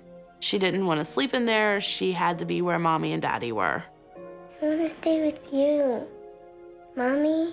Oh, it's gonna be okay, sweetie? The Barbers come up with a solution, setting up Marie's old baby monitor in her bedroom. We put her baby monitor back in her room because we thought it was going to be a comforting tool for her.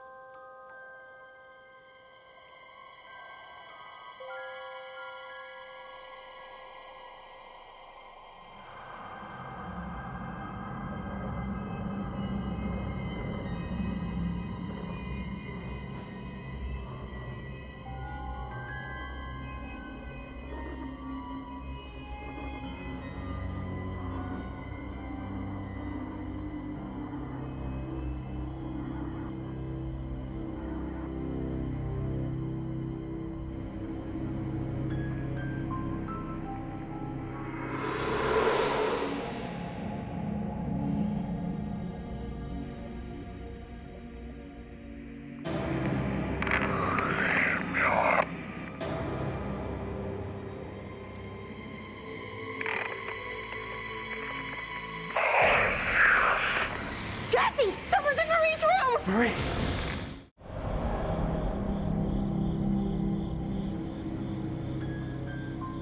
For weeks, 5-year-old Marie has been having trouble sleeping in her new house.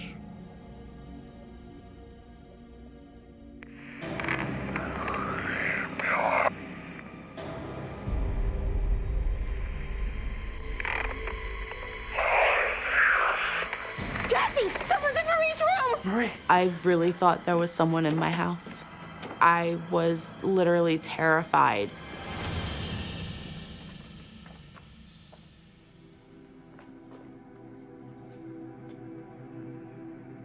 Sound asleep. Walked in her room, she was sound asleep. And then nobody in there. Quiet. Check the closet. Okay.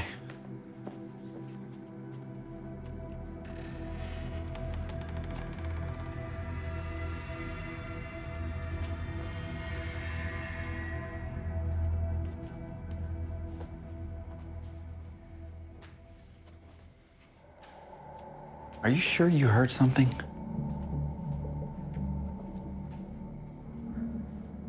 I know what I heard. There's something in this room. It was kind of deep and kind of gravelly. But I could definitely tell it was a man's voice coming through the monitor. Maybe it was a malfunction or something. I kept trying to come up with reasoning for it. There's got to be an explanation. Come on. Let's go to bed. Jesse said, "Baby, I told you there's nobody in here. Everything is okay." Fine. Come on, baby. Shh, Mommy's here. Mommy's here. That's right. Come on, baby. That's right. But Marie is sleeping with us.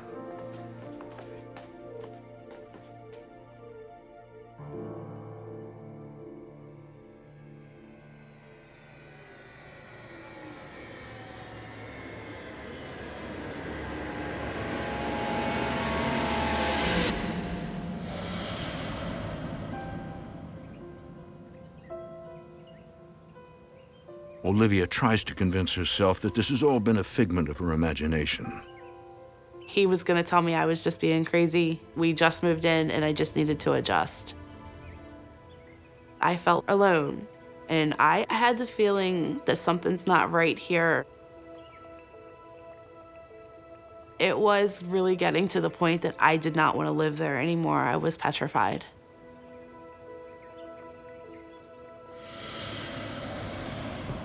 Do you want the crust cut off? Yes, please.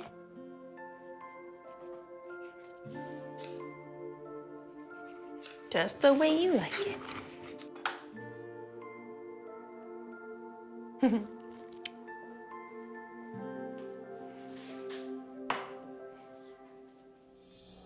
Oh my gosh, Marie. Where did you get that boo-boo? I don't know. Marie had bruises that were not there when I gave her a bath the night before. I don't know where these bruises are coming from. You know, I'm getting scared. I started asking her, Marie, did you fall down? Did you walk into something? Did somebody hit you? She would say, no, I didn't fall, or no, I didn't walk into anything, but she wouldn't tell me if somebody was hitting her. Honey, these bruises have to come from somewhere, and Mommy needs to know. I don't know. She was actually getting to the point that she was getting mad at me. I was terrified for Marie. I didn't know how to protect her. I didn't know how to keep her from getting hurt. Well, honey, you know you can tell Mommy anything, okay? Let me go get you some juice.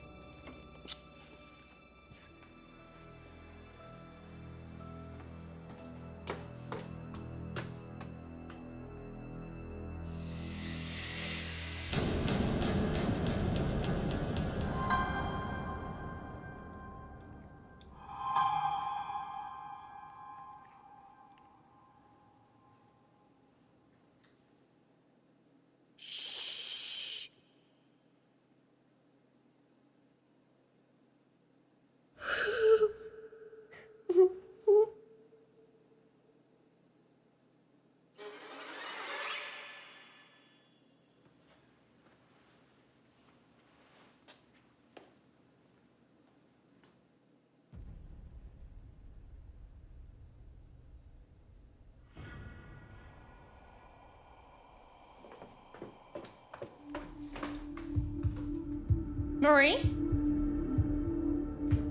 Marie? Where are you? Marie? Marie? Marie? I was starting to panic. Marie? I was getting ready to go into a panic attack. Marie! Marie! Marie? Marie? Marie!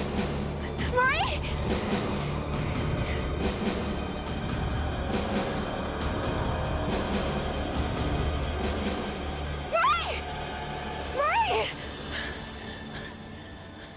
Marie! Marie, I was worried, honey. Don't ever run off like that again. I didn't run off, Mommy. I'm playing with Jackson. Jackson? Where's Jackson? He's over there, Mommy. She says, right there, don't you see? Honey. He says I have to go with him. Go where? Up there. To heaven. For months, little Marie has been playing with an imaginary friend named Jackson. He's over there, Mommy. It's been all fun and games until now. He says I have to go with him. Go where? Where, Marie? Where does Jackson want to take you? Up there. To heaven.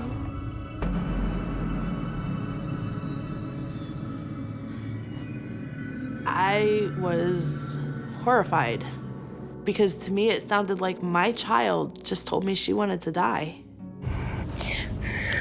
Marie, you are not to play with Jackson anymore. No. No more. I pretty much told her, this is it. This friendship is done. I don't want you talking to him. I don't want you going anywhere with him. I don't want him around anymore. Come on.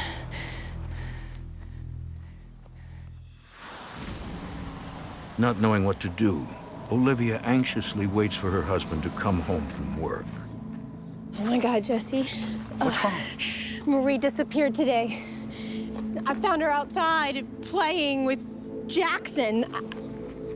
He said...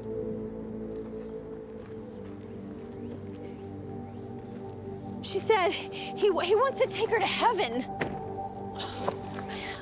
I don't know what's going on here, honey, but I'm really scared. You're gonna think I'm crazy, but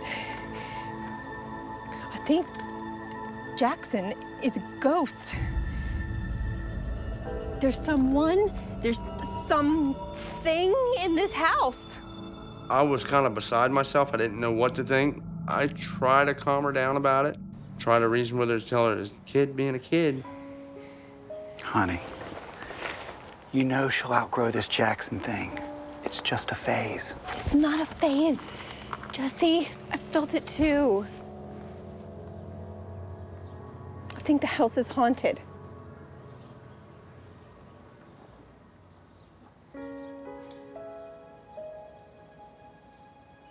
It's okay. Let's go inside. Let's go talk about this. Okay?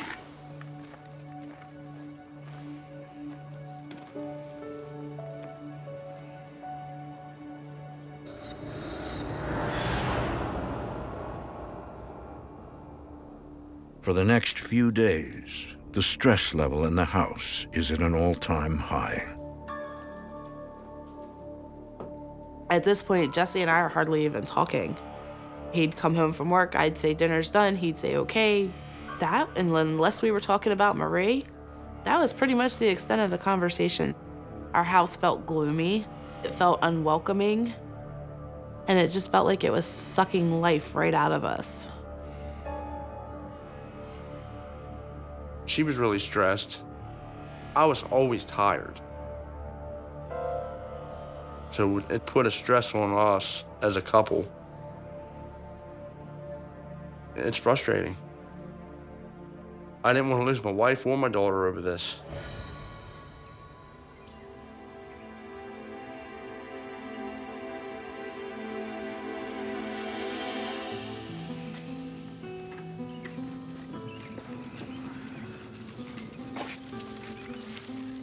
Hey, Jesse. Hey, Sam. Hey, Sam. How long have you lived here? Over 20 years. I talked to a few of the neighbors who've been living in the neighborhood for quite a while to find out maybe, yeah, they can tell me something about people that may have lived there. Anything strange ever happened in this house? No. Some crazy old guy lived there. He lived like a hermit. He never talked to anyone. Hated all the neighbors, especially the kids. He kept to himself. In fact, I don't even think he had a wife or anything there. Come out and did his yard work, and that would be the extent of seeing him. Whatever happened to him? I don't know. One day, we didn't see him anymore, so we just thought he died. The house was up for sale. Some investors bought it, and they started leasing it out.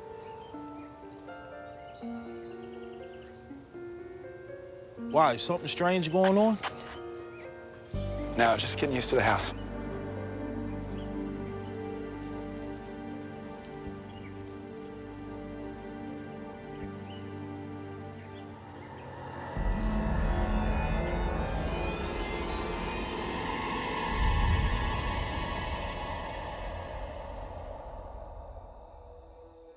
Although Jesse doesn't believe the old man is haunting his home, he decides to keep what he's heard to himself. I didn't want to tell Olivia because she was already underneath a lot of stress with the situation. I didn't want to add more to it. There was no real reason for me to say anything about it.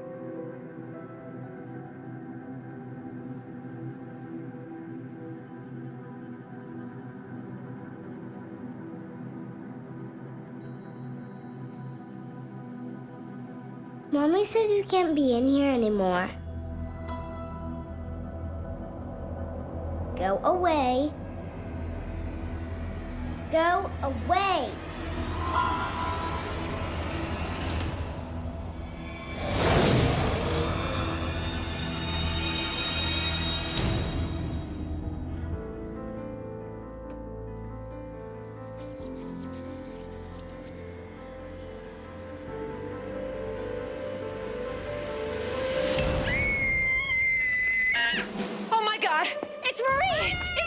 What's going on?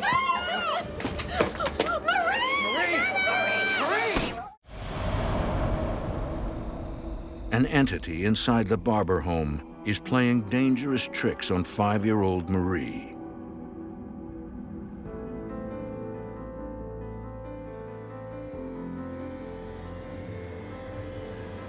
Go away. Oh my God! It's Marie! It's Marie! What's going on? Marie! Marie! Move! Marie! Marie! Marie! The door's locked! The door's locked! Marie, we're coming for you, Marie! Marie! Listening to her scream like somebody's trying to kill her and not being able to get in, that is like every worst fear and nightmare a parent has. How do I save her? How do I protect her? I see you. Marie! I see you, baby! That look on that baby's face, I'll never forget it. Get me in there! You gotta get me in there! There's something in front of the door! They're coming for you, baby! There's something blocking the door! There was nothing gonna stop me from getting in that room. Nothing or no one. Oh, Jesse! Oh, baby! Oh, baby girl. Oh.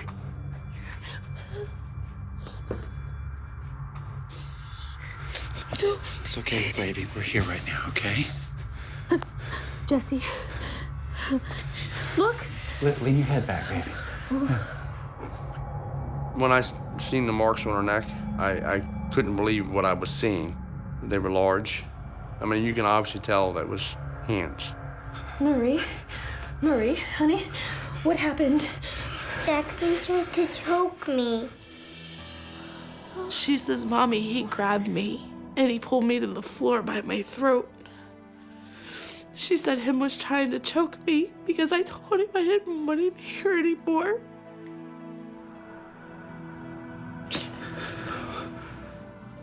That was the most terrifying, upsetting experience I've ever had in my life. Somebody. In that moment, there was no doubt in my mind that Jackson was something in that house that was very dangerous. The windows are locked. There's no way anyone could have gotten in. There's no way Marie could have moved that heavy dresser. After what all Lib had been trying to tell me, that reality just sunk in, that this was happening. You coward! I lost my mind. I totally lost my mind. It exploded. Picking on a tiny child! I cussed him. I called him all kinds of names. You want to choke someone? Choke me! I was trying so hard to get him to leave her alone. Jesse, calm down. You stay out of this. I'll handle this. Knowing that I can't protect her, I can't fight off what's there, I feel powerless. It makes me almost feel worthless. Shh, baby girl. I'm sorry.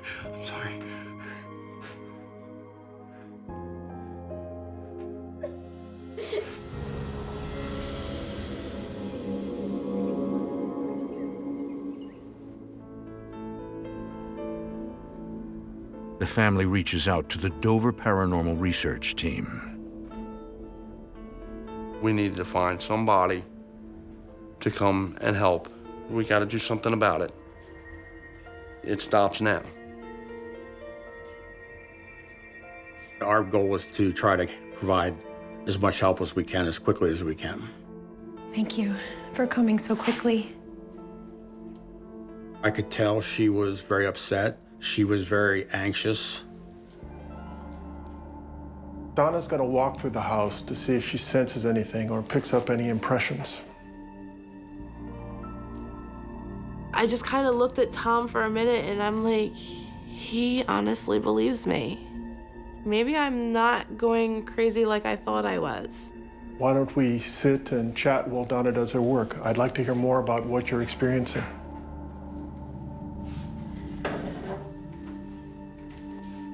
third generation Wiccan means that my grandmother was Wiccan, my mother was Wiccan, and I'm Wiccan.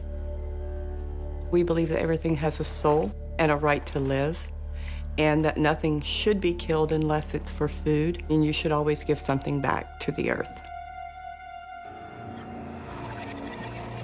When I walk into a home and there is a spirit there, I feel a humming. I can't really explain it.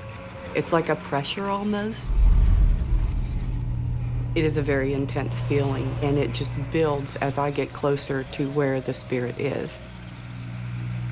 And that's kind of the feelings that I got as I got closer to Maria's room.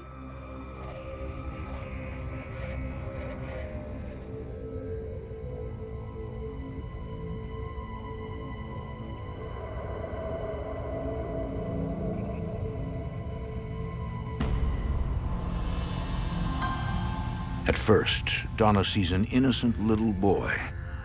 As soon as I saw him, I knew that it was Jackson, the spirit that Marie had seen. But then, the ghost reveals his true identity.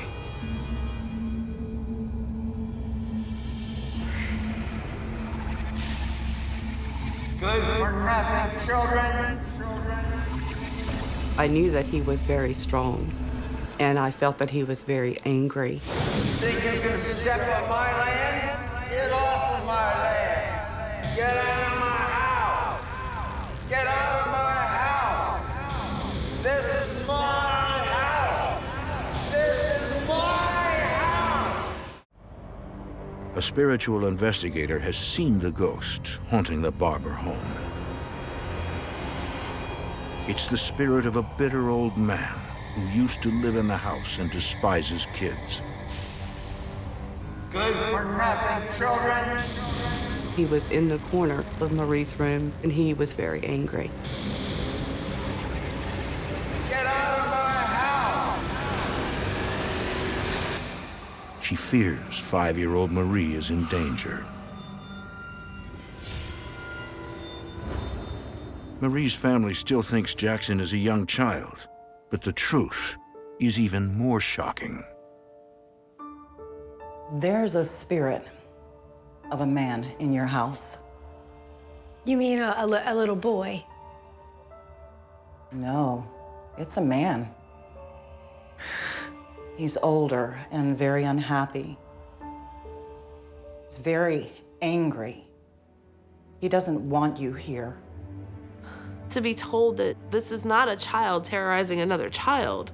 This is a full-grown man terrorizing my daughter.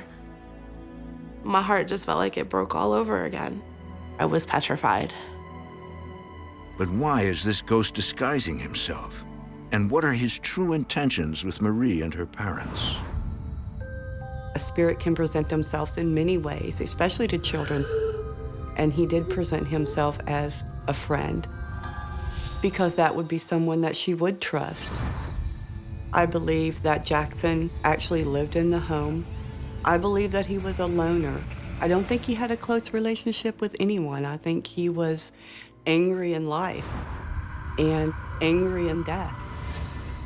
So why would he be drawn to Marie? Because she could see him. And I believe that he wanted to use that.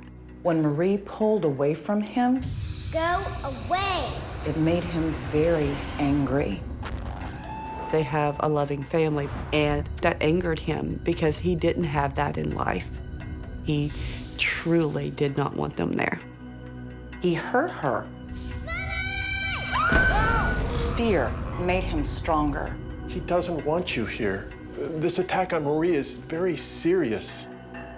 Jackson was trying to disguise himself as a young boy to make friends with her so he could carry out whatever dastardly deeds he felt he wanted to do.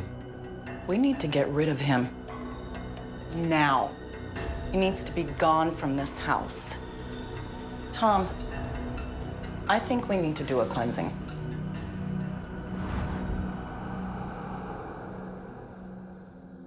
Donna instructs the family to stick together during the cleansing no matter what. Donna's gonna come in and she'll give us instructions as to what we're gonna be doing, okay? Okay. And she's been through this many times before, so you don't have to be worried. Okay, Marie. For Marie, she prepares a special Wiccan spray, using spices and holy water to serve as a weapon against the ghost who attacked her. Take this spray, and whenever you feel scared, you spray it. And in your heart, you tell Jackson to go away. And this is a prayer that we'll be saying during this ceremony.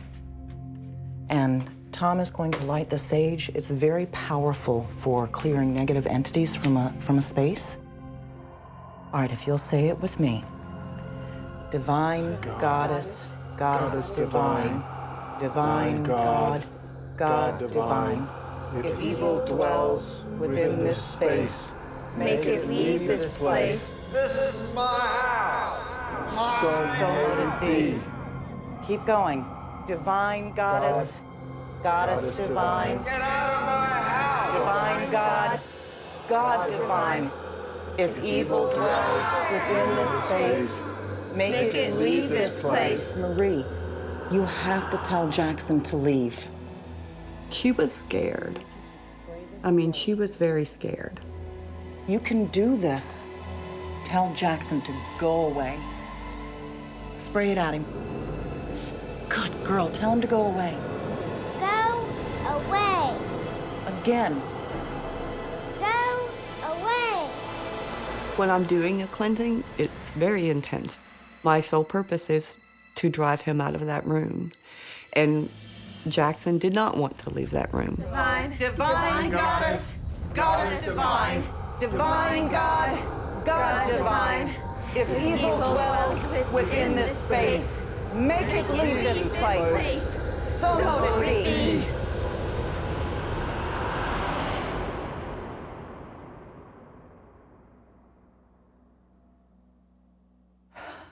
He's gone. It's over. He's moved on. When she was finished, I feel like this big, huge, dark cloud has just been lifted from our home. It was amazing. Then I looked at Jesse and I said, it's gonna be okay now. I was empowered again. Being the dad, the protector, it gave me that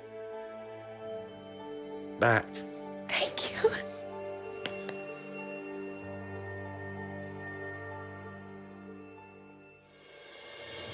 What do you have there? 6 pieces. You're doing so good. To see our little girl go back to the way she was before, that was the best feeling. The absolute best feeling ever. I'm needing this piece right here, but I can't seem to find it. It's right there, under Daddy's It's right where? Under Daddy's hand. Is Daddy hiding a piece from me? Give me this piece.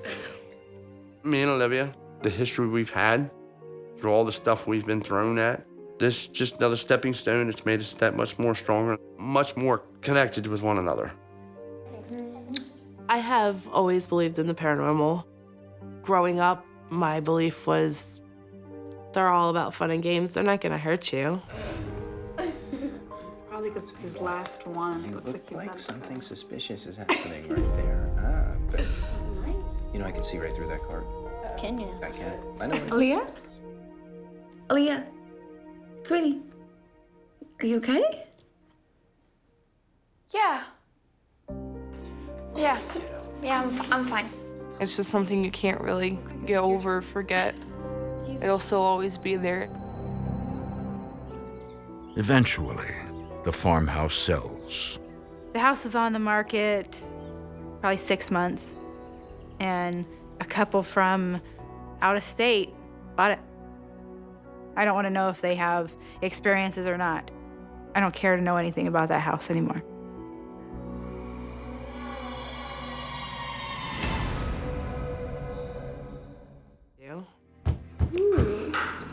Yes, thanks so much at the door. Okay. I never dreamed that they could hurt you. Now, I have a whole nother outlook on it. If you are miserable in this life, you're gonna be miserable in the afterlife.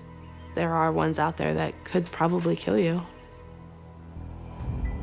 It's done, it's over, it's behind us, and I don't ever want to experience it again.